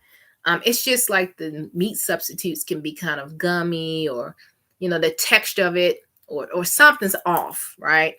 But I had a feeling if that flatbread was that good, the vegan cookies was going to be amazing. So anyway, I ate the vegan cookie. Oh, it was so freaking good. So freaking good. And let me see if I can find, because I took a picture of the wrapping that this cookie was in. it was, let's see.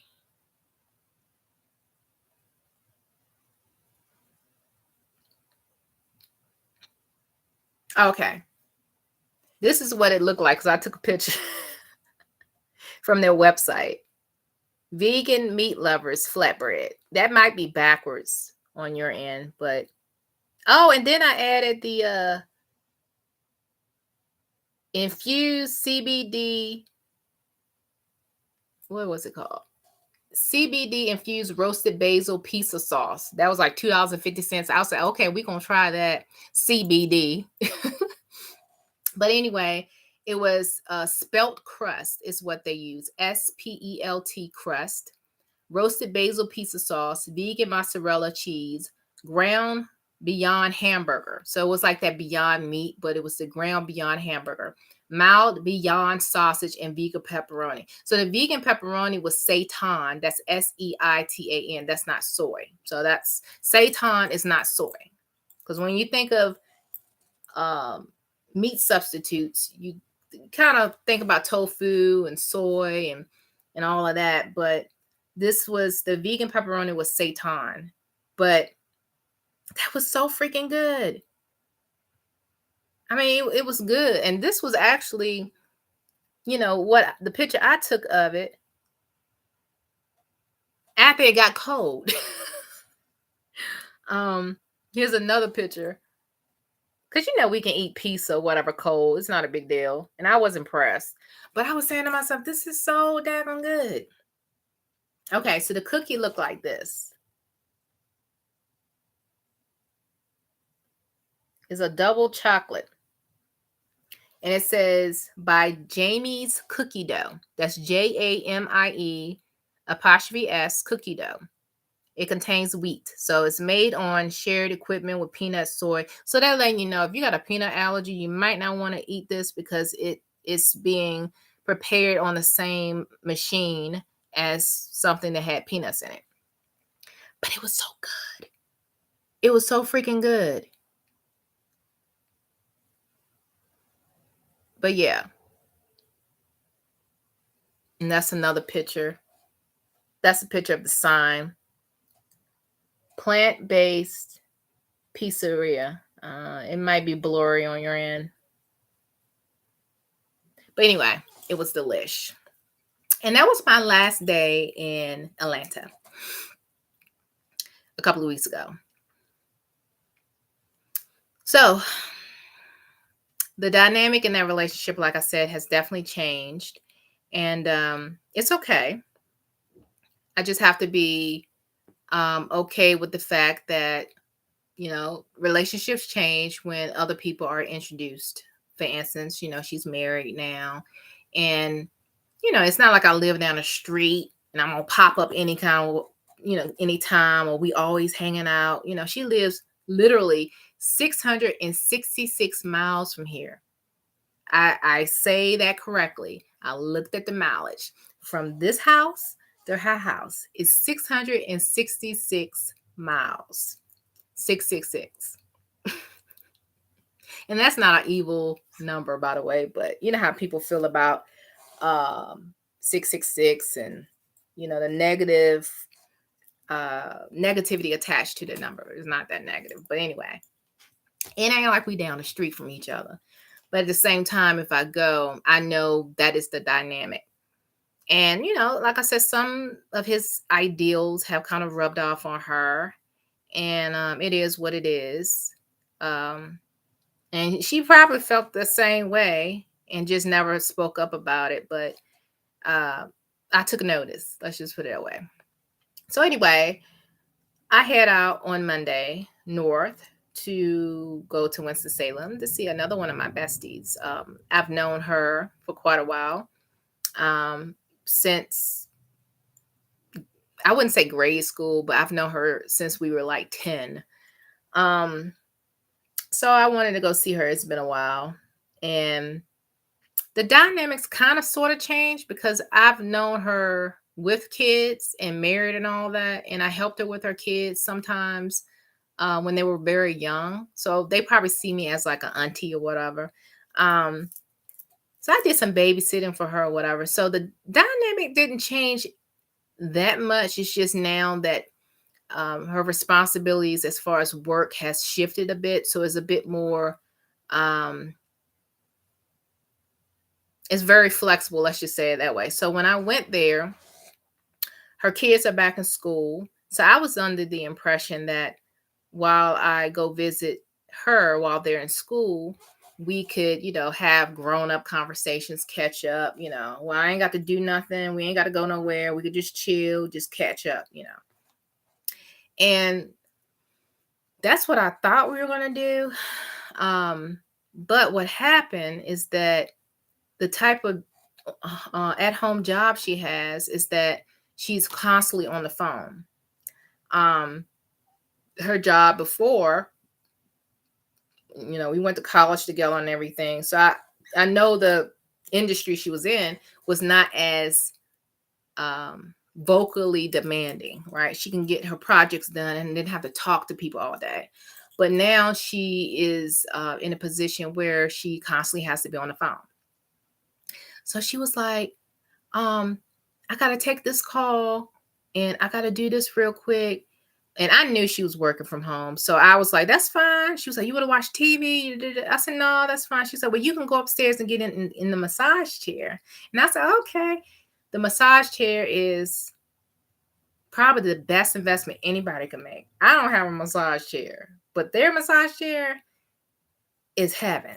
Okay. So I was like, the first day, I said, that's fine because I've been driving a lot. She's like, yeah, you go up there and get on the massage chair and chill and, just let me know if you need anything. I said, that's fine.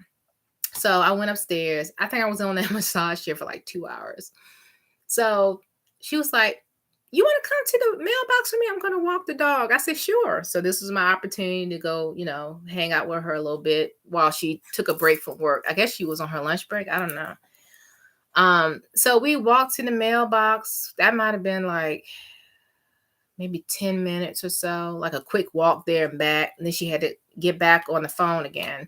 I went right back upstairs and got on the chair.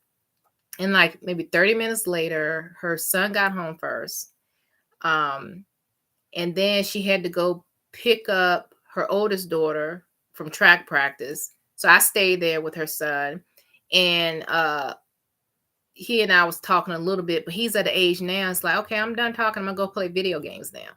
So it wasn't like when he was little, he wanted to know everything about Erica. Like, Erica. It's like you could tell that being that he's getting older, he's preteen. So he don't care about talking to me. He care about playing video games. He was supposed to be doing his homework and he slipped upstairs and played video games. And I'm not babysitting, so I don't know what he's supposed to be doing.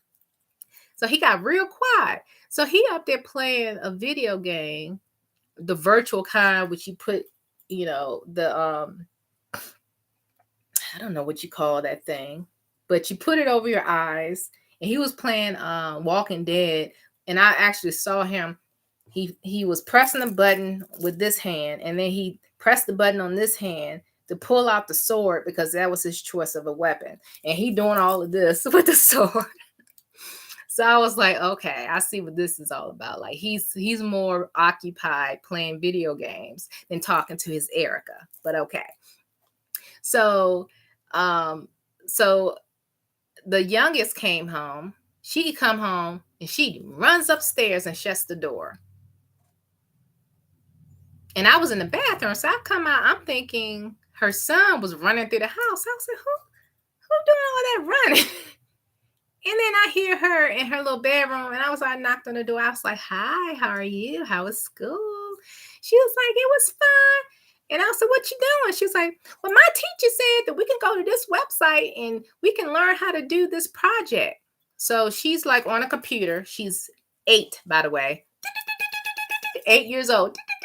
Typing and everything because she can learn how and going to YouTube to learn how to do some kind of project, a kid's project, some arts and craft type thing. So she went to the website the teacher told her to go to. And I was like, oh, okay. I said, so do you have any homework? She was like, yeah, but it's only going to take me 20 minutes. I usually do that later.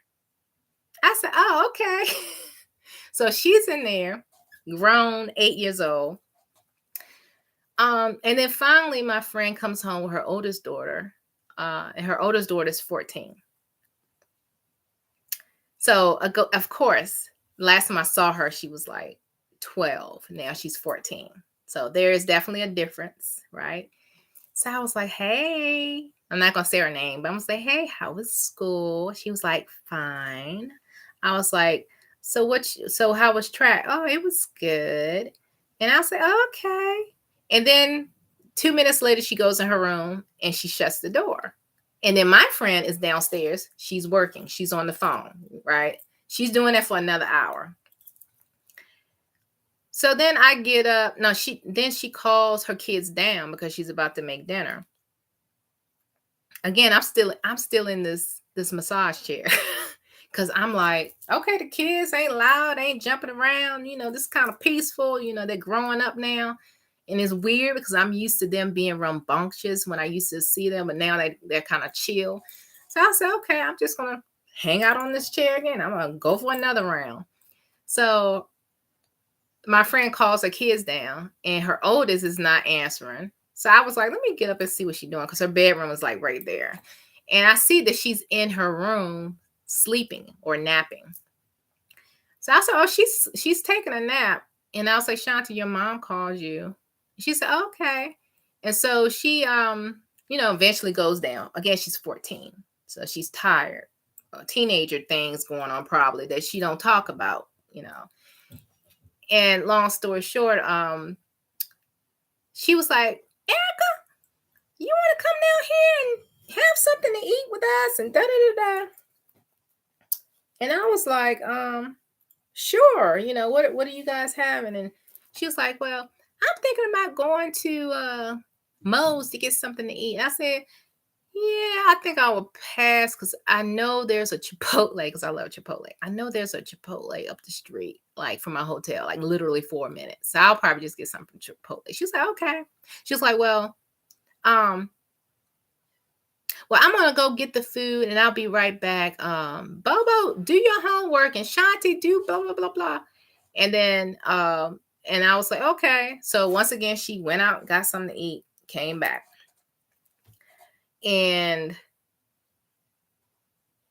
I decided to leave about 7:30 because I kind of wanted to be back at the hotel before it got dark. And that pretty much was the trip, to see her in Winston-Salem. So again, the dynamics change a bit because of her new job, because the job before that, she could do her projects and be left alone. This job is very flexible. However, she has to be on the phone constantly. She has to be emailing constantly. So it was almost like I was kind of like a fly on the wall, even though everybody knew I was there. But even her kids is like, her kids have grown up to an age where they're not concerned about Erica, right? They're not concerned about what I'm doing. They say, hey, how you doing? Da, da, da. But then they're preoccupied doing something else, because it was, like I said, it kind of felt like I'm a fly on the wall. That's kind of how it felt like. Because again, I was just so used to her children jumping around, asking questions. What are you doing? When you coming back? When you gonna babysit us? Right? Her son will be like, we want you to babysit us again, to preteens. And then the 8-year-old, which you might as well call her a teenager because she grown. So, like I said, the dynamic, did change a bit. And I kind of felt like I was intruding. So, and it was only going to be 2 days anyway. So I left on Wednesday from the hotel, and then, I eventually got back to my place, went shopping before I made the trek down here, because the closest damn Publix, Fresh Market, grocery stores I'd rather, shop at is an hour away. So I have to shop for the good stuff an hour away and then head back to the house. So, the trip from Winston-Salem to my place would have taken about 5.5 hours if I didn't stop, to go grocery shopping or whatever. I say all of this It's because I've learned that people can care for you, but relationships, the dynamics in relationships do change. If you're not around them all the time, if you're not, you know, in their space close by, things change. And so I am in my mind, I just assume, when you're close with people, friendships or whatever, I mean, even though we don't live close by, but you're still in contact with social media. But again, social media does not fill the gap of your actual presence. And people move on. And people build other relationships depending on the stage of their lives. Like the friend that has a son who is in, different activities, what's going to happen? She's going to befriend people who have their kids in those same activities. As some people call them soccer moms or whatever, versus someone who doesn't have kids like myself. I don't have kids. I don't have kids that are growing up with her children, So it has changed, and it's fine, but at the same time, it's kind of sad. Saul says, it's been a minute. How are you? I'm doing well, Saul. I'm doing well. Thanks for asking. I was just talking about my trip to Atlanta, talking about relationships changing, talking about what I bought when I was in Atlanta. I didn't really talk that much about the Mounds in Atlanta. I mean, in Macon, Georgia, which is about an hour south of Atlanta. But I end up buying, and I don't have it with me, it's in the other room, but it's a replica of an artifact that was found during the excavations or whatever years ago in that region. And these mounds were created, let me see, before I give out any information that's, not right or whatever. Let me see. Let's see here, Georgia.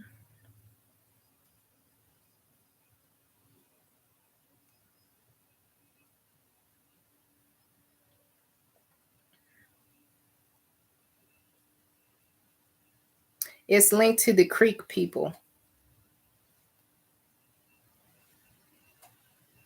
in Macon, Georgia.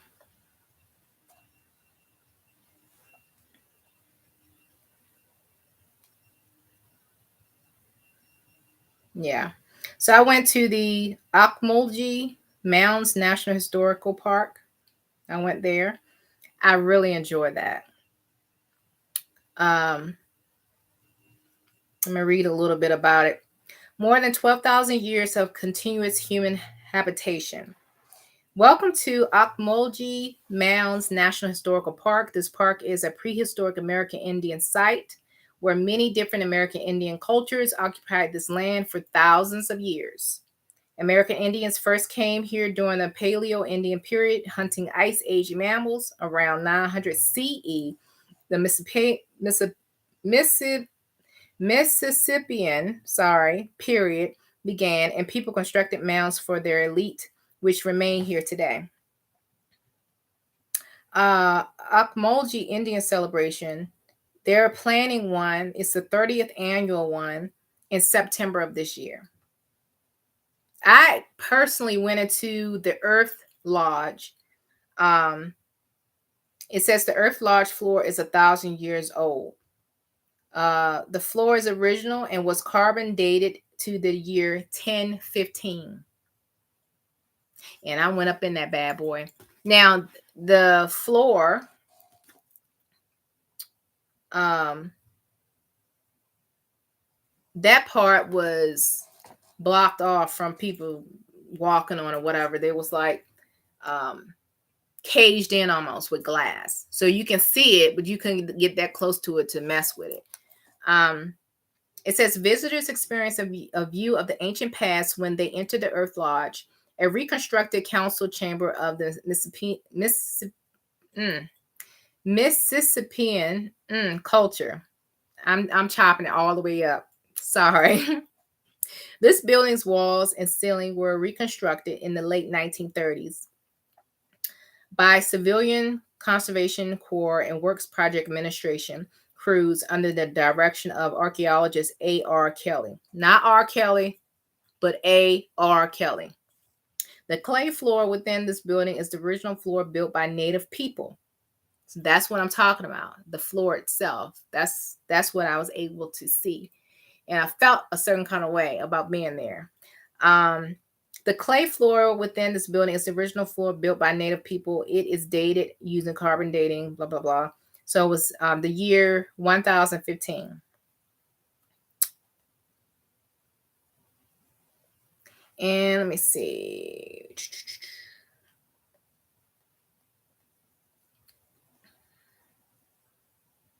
Let's see.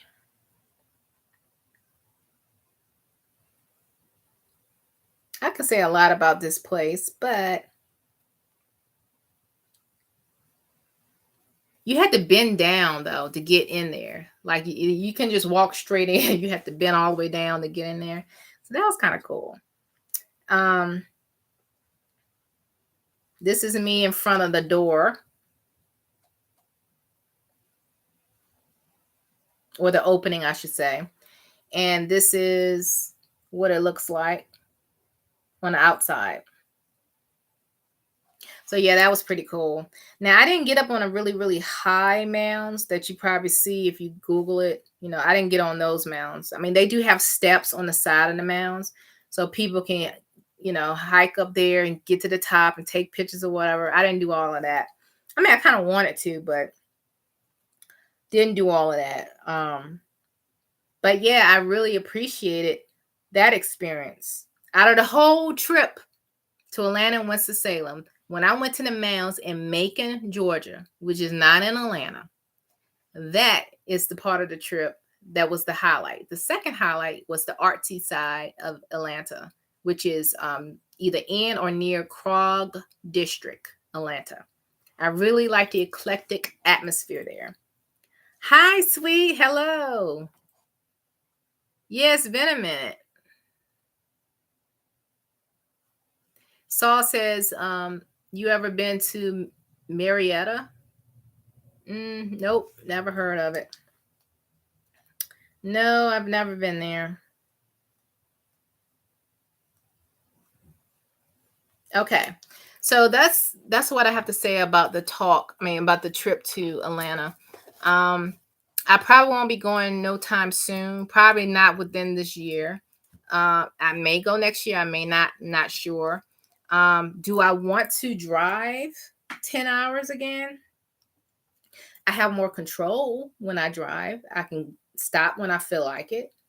I can control what day I'm going to drive. I've mapped it all out because I went by GPS. I mapped out what time I was going to leave, what time I actually want to be there based on the traffic pattern.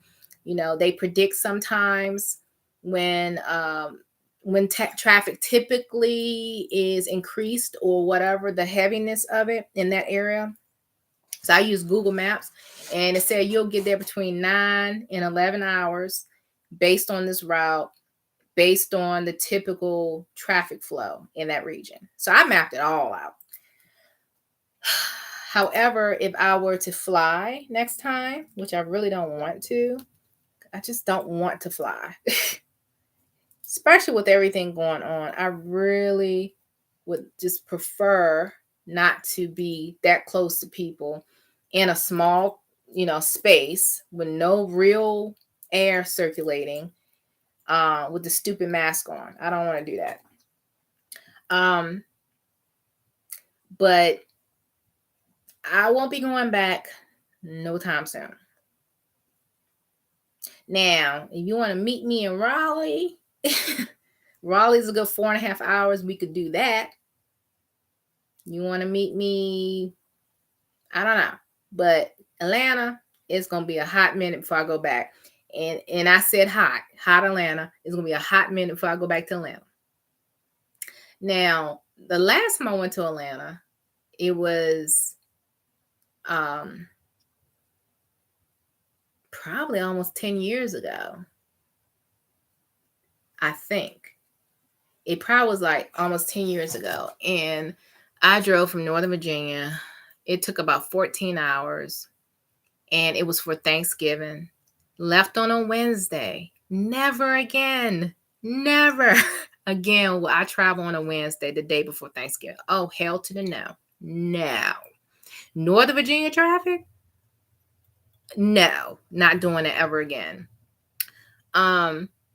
So when I drove that time, it was what it was. But yeah, anybody want to meet me that live in Atlanta that I'm related to, I care for, whatever, we gonna have to meet up when you somewhere like in North Carolina somewhere, even South Carolina. Like I could meet up with you at Charleston or whatever. But that whole hike to Atlanta, yeah, that's gonna be a minute before I do that. So when you gonna be in Raleigh? When you gonna be, close by? When I say close, it's like within like 5 hours. I can do that. Yes, I know 5 hours is still a long ways, but it's a whole lot better than 10 hours. Hi, Mazak. It's been a minute. I remember your avatar, Mizak. You say you'll do New York to Georgia in 12 hours. Wow. Are you using like 81, going all the way down 81, and then hopping on maybe 85 south from Charlotte? Is that what you do? That is a hike. I think some people, they opt to go on 81. I think 81 goes through Pennsylvania, if I'm not mistaken, and then West Virginia, and then Virginia, and then North Carolina. I don't know how far down 81 goes. So, you use 95 and 85. Oh, you ain't playing. You must leave like at 2:00 in the morning or something. I have cousins that live in the Connecticut, New York area. And whenever we would have family functions where I'm from, they said it would take them a good 12 hours, but they would start driving at night to make good time. But yeah, that's a hike. And he drove from Baltimore to Standing Rock twice. No, the first time he flew, I remember the first time he flew. The second time he went, which was in 2016, he and another buddy drove all the way across to North Dakota from Baltimore. He said it took him like 22 hours because they shared the driving or whatever, and they didn't want to stop. I think they stopped twice, maybe. But yeah, that is a hike. Now, I'm all for road trips when you kind of pace yourself and you stop at different places and, you're getting somewhat of a rich experience from visiting all these different places versus just driving straight. That driving straight is no joke. I remember years ago, my dad and some cousins, they went to Orlando and they stayed there in this condo or whatever. It was a family trip that I didn't go on, but whatever. And one of my cousins, she drove all the way down from Southern Virginia to Orlando, and it took 14 hours. And I remember in the home videos, VHS, for those that don't understand that because everything's digital now. I remember they were recording with their big old camcorder how exhausted she was. And everybody was like, oh, she's so tired because she did all the driving. We love you for driving. But yeah, she gonna rest all day while we hang out at the pool. That is some serious driving. I don't even know how people drive all the time, and that's what they do for a living. I'm sure the money is sweet, but to be sitting down driving for like 12, 13, 14, 16 hours, that has to take a toll. Yeah.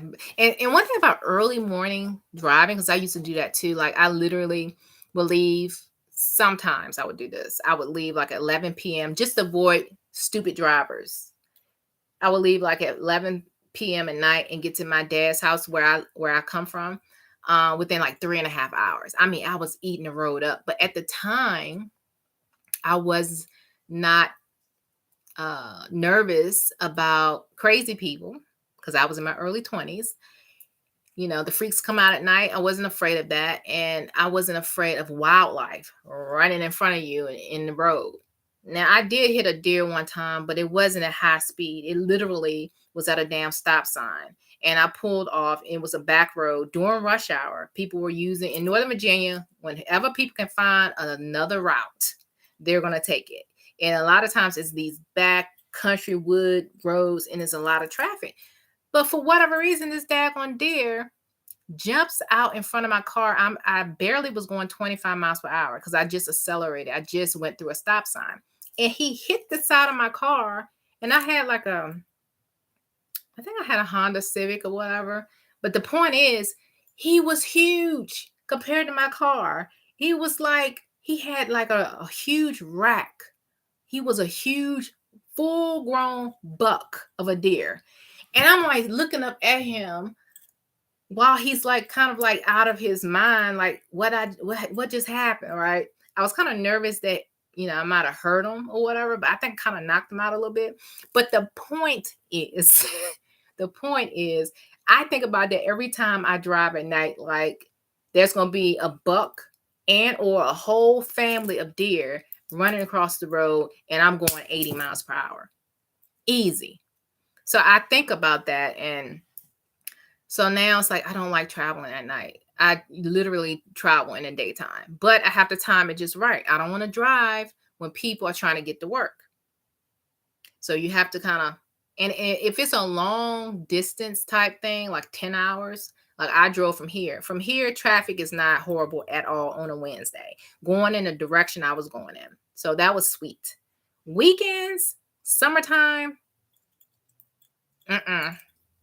it's a nightmare. So yeah, you got to time it just right. And if you're going to be, you know, driving in the daytime. And I was also concerned about the weather because I was like, oh, if the wind blow around here, we're going to flood. If it rains, we're going to flood. So I was like really tracking the weather. And then thank goodness we got this storm that rolled through 2 days before I left. And then the 10-day forecast, it was sunshine the whole time. I was like, yes, yes. From here all the way to Atlanta to Winston-Salem, back over here, perfect driving weather. And I was thinking to myself, I was thinking about all the things that could go wrong. And I said to myself, and maybe there was something in me or, you know, something told me, why don't you just focus on what could go right? Stop focusing on all the details. I know you're an air sign. I'm an air sign. I think all the time. Think about what could go right. And that's what I started thinking like a few days before the trip. I said, you know what? I'm going to focus on what's going to happen that's going to be right. I can't tell you how many crazy drivers are out there, but I had so much protection over me and around me. I was like, okay, I'm going to predict who's going to jump out in front of me, who's going to slam on brakes, and who's going to ride my bumper. And I'm not going to worry about it because I already called on what I called on to protect me. And that's what happened. It was like the first hour I was nervous because I don't drive as often as I used to. So we have another batch of drivers out there driving crazy, right? Zooming past you and stuff. And after like I think once the first hour, I got used to it. Then when I got to Columbia, South Carolina, I started kind of settling in because that was about a good 5 hours, I think. Then when I got to Augusta, Georgia, I said, oh, I kind of perked up a little bit. Once I got close to Atlanta on Interstate 20, because I was going west, it all of a sudden, my DC metropolitan area cap snapped on or something. And I was like back in the DC area, like the way I was driving and everything. I mean, it was like I was back in that space where I am dominating the road, not you. This is my road. And you have to drive like that sometimes because if not, people will run you off the road. And I'm not the one. Don't run me off the road. I am not the one. You don't want to run me off the road. because I am dominating this road. But yeah, and I look at the license plates and I see where people coming from, and I'm like, yep, they've been driving up north and now they down here and you are in their way. They got places to be, okay? Chop, chop. But at the same time, it's like, no, I'm not going to get run off the road. So you can go around, and I'm going to tap my brake to get on your nerves so you can go around. Because I'm going 85 miles per hour. Why do you feel the need to go 100 miles per hour? When you see all of those red tail lights ahead, where are you going? Why you got to run up all up on people's bumper knowing that you can't get around them because it's gridlock? People do it all the time. And I'm saying to myself, you don't see all that traffic, so you're going to slam on brakes and cause like a chain reaction. Yeah. But the point is, I prayed. I made sure I was spiritually grounded and all of that. And I got rid of that mindset of being nervous. And I just snapped back. And anybody that knows me from, my younger years, I will hug a curve, okay? And then when you don't drive often, you get back out there, it's like, But yeah, I'm more of a driving during the daytime type person now. Okay, I'm switching gears. Self-love. Self-love. Why, you might ask? Because there are so many triggers. And so many people are, I guess their role in this life, their job in this life is to be a trigger.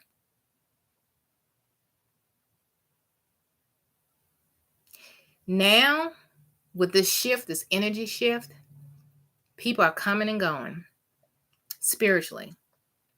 They're here one day, they're out the next, depending on what kind of assignment they had in this life. So ultimately, when it's our time to transition, we're going to transition. Are we going to transition a butthole? Or are we going to transition where we've been seen as a person that uplift other people? Not enable them and make them feel like nothing's wrong with them, but help them, encourage them. And so I'm saying this is because you have people on social media, like I said, I've had my haters over the years on social media. There are some mean people that say what they really want to say. And you know what? I appreciate you speaking your truth. You may not see me as a person that you will want to get to know. It's something about me. Maybe it's my skin. Maybe it's my hair. Maybe it's the way I laugh. Maybe it's the way my mouth is shaped. Maybe, once upon a time I was much hairier, and you have this distaste for overweight people. It could be anything. People are just in a space where, I guess, well, this is the age of information, Aquarius and all of that. So information unveiling, this is what I've been learning right recently. And so now everything's out as far as information, how people feel, how people think, their true colors are being exposed. And it's like now they have like fans, minions, groupies, what have you. They have people that feel and think just like them. So instead of people like, oh, you shouldn't say that about so and so and so and so and, no, they're gonna keep saying it because this is how they really feel. And they have people to feel the same way. So I say all of this because you probably heard of this YouTuber that had a heart attack recently. And I'm just going to say his name is K. You can look it up. He was worth $3 million, apparently, net worth. And his popularity was from speaking how he felt about women and how toxic women are, specific ones. You can look him up later. But instead of like an uplifting message, how to improve yourself and all of this stuff, he did a lot of destruction within the community, a lot of destruction, a lot of toxic information, a lot of toxic energy, right? So that's the legacy that he left for people that did not like what he had to say versus those who agreed with him. So I would consider someone like that a trigger. They had a role, they played the role, and when their role is done, they transition. I'm not losing no sleep over someone who is known for triggering negativity or negative responses, I should say. But at the same time, he had a role, he checked out, and made his journey back to source be on the path that was meant for him.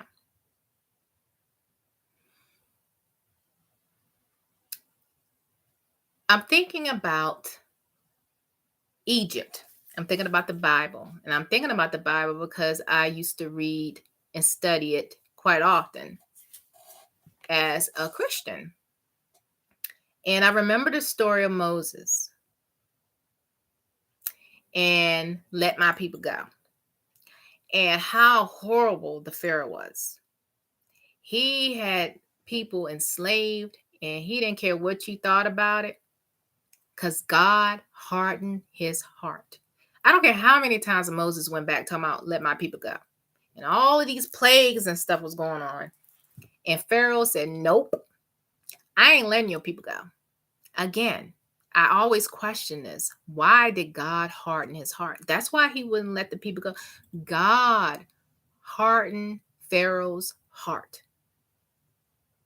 Now, eventually the people were set free and all of that because, according to the God in the Bible, God was making a point that Pharaoh was not stronger than Almighty. Pharaoh was not smarter, stronger than highest divinity, the God in that Bible. So that's how I kind of look at people who are known as triggers. There's a reason why they've been placed in a position to ruffle the feathers. We can name quite a few people on higher platforms as well here recently that triggered a lot of emotions. There's a reason. There's a reason why we have triggers. And yeah, we can pout about it, we can complain about it and all of that. But at the end of the day, this is what I've learned. People gonna think what they want to think. And if you feed into that negativity, you're going to create more of that reality in your life. You're going to create more of that. So, not saying just completely just just don't be a part of anything. Don't look at TV. I'm not saying just unplug from everything. What I'm saying is focus more on your self-love, your self-worth. Focus more on that and less on those things that trigger a negative, low vibrational energy. Because a lot of the social media stuff, you don't have to sit there and look at Kay talk trash about a certain group of women. You could just go to the next video. You can choose with the algorithms or whatever. You can choose based on what you like to watch. They'll give you suggestions on the type of videos that you probably want to look at. That will probably help you with your self-awareness and evolution and all of that versus looking at stuff that's going to piss you off. You don't have to. Block, click, next. That's what I've learned. Don't focus all the time on that and believe it. Now, if you get worked up, which I get worked up sometimes, I have to question, like, why am I getting worked about? Do I really believe what he or she said about me? Okay, let me flip that. Is this something that I want to enhance? Not for them, but enhance for myself. Now, they got an effed up way of coming at you about something that you eventually may want to work on. But at the same time, it's like, flip that. Whatever it was meant for your harming you, whatever's meant to harm you, flip that and be like, thank you. I don't agree with the way that you introduced that thing that you can't stand about me. But thank you. Goodbye. I mean, you gotta be like that. So one thing that this guy K that just died that triggered a lot of people was that I think a day or two before he transitioned, he made a comment and he said, women that are over the age of 35 and not married, it is something wrong with you. That's all I needed to see. And I just went on to another video because I said to myself, it's something wrong with a woman if she's not married before the age of 35. So all of her ambitions and goals and dreams is wrapped around being married to bondage. Now, don't get me wrong. There are relationships out there that are beautiful. Both people, they just bring out the best in the other person and vice versa. That is true love and companionship. Ain't nothing wrong with that. And if you want to tie the knot and you want to be bound with each other for as long as you live, that's a beautiful thing. And to have kids that live in that relationship, that's beautiful. But that's not for everybody else. And if you already bring your drama from whatever happened to you as a kid, and you bringing all that toxic energy into a relationship, and then you talking about something wrong with you if you 35 and ain't married because you a woman. Okay. It's called peace if you 35, a woman, and ain't married. That's what that's called. If you want to be without a man or whatever you choose to be into, if you choose to not be tied down by a piece of paper, it's called peace. It's called protecting your assets. It's called having your own. Yeah, you can participate in my life. Okay, but if it don't work out, my livelihood is not changing because it didn't work out. I wish you well.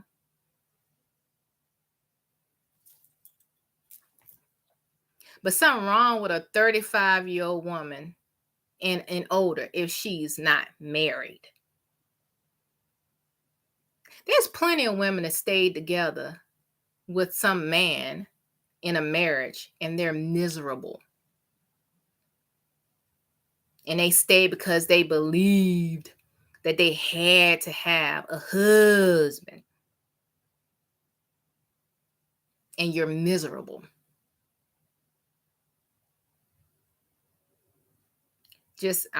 I don't get it, but it is what it is. So for those who reacted to the trigger, they were rejoicing when he transitioned. Now, I'm not losing no sleep that he transitioned, but at the same time, I'm not rejoicing that this vessel, this avatar that he once was in, he no longer is utilizing it. His energy went on to something else. And we all will travel that way eventually. and our energy will travel and eventually it'll go back to source. It's just the way it is.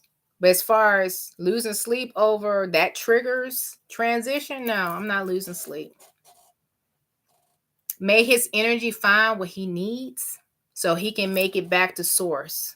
Because that's eventually sooner than later. Because we're all going back to source. That's ultimately where we're going.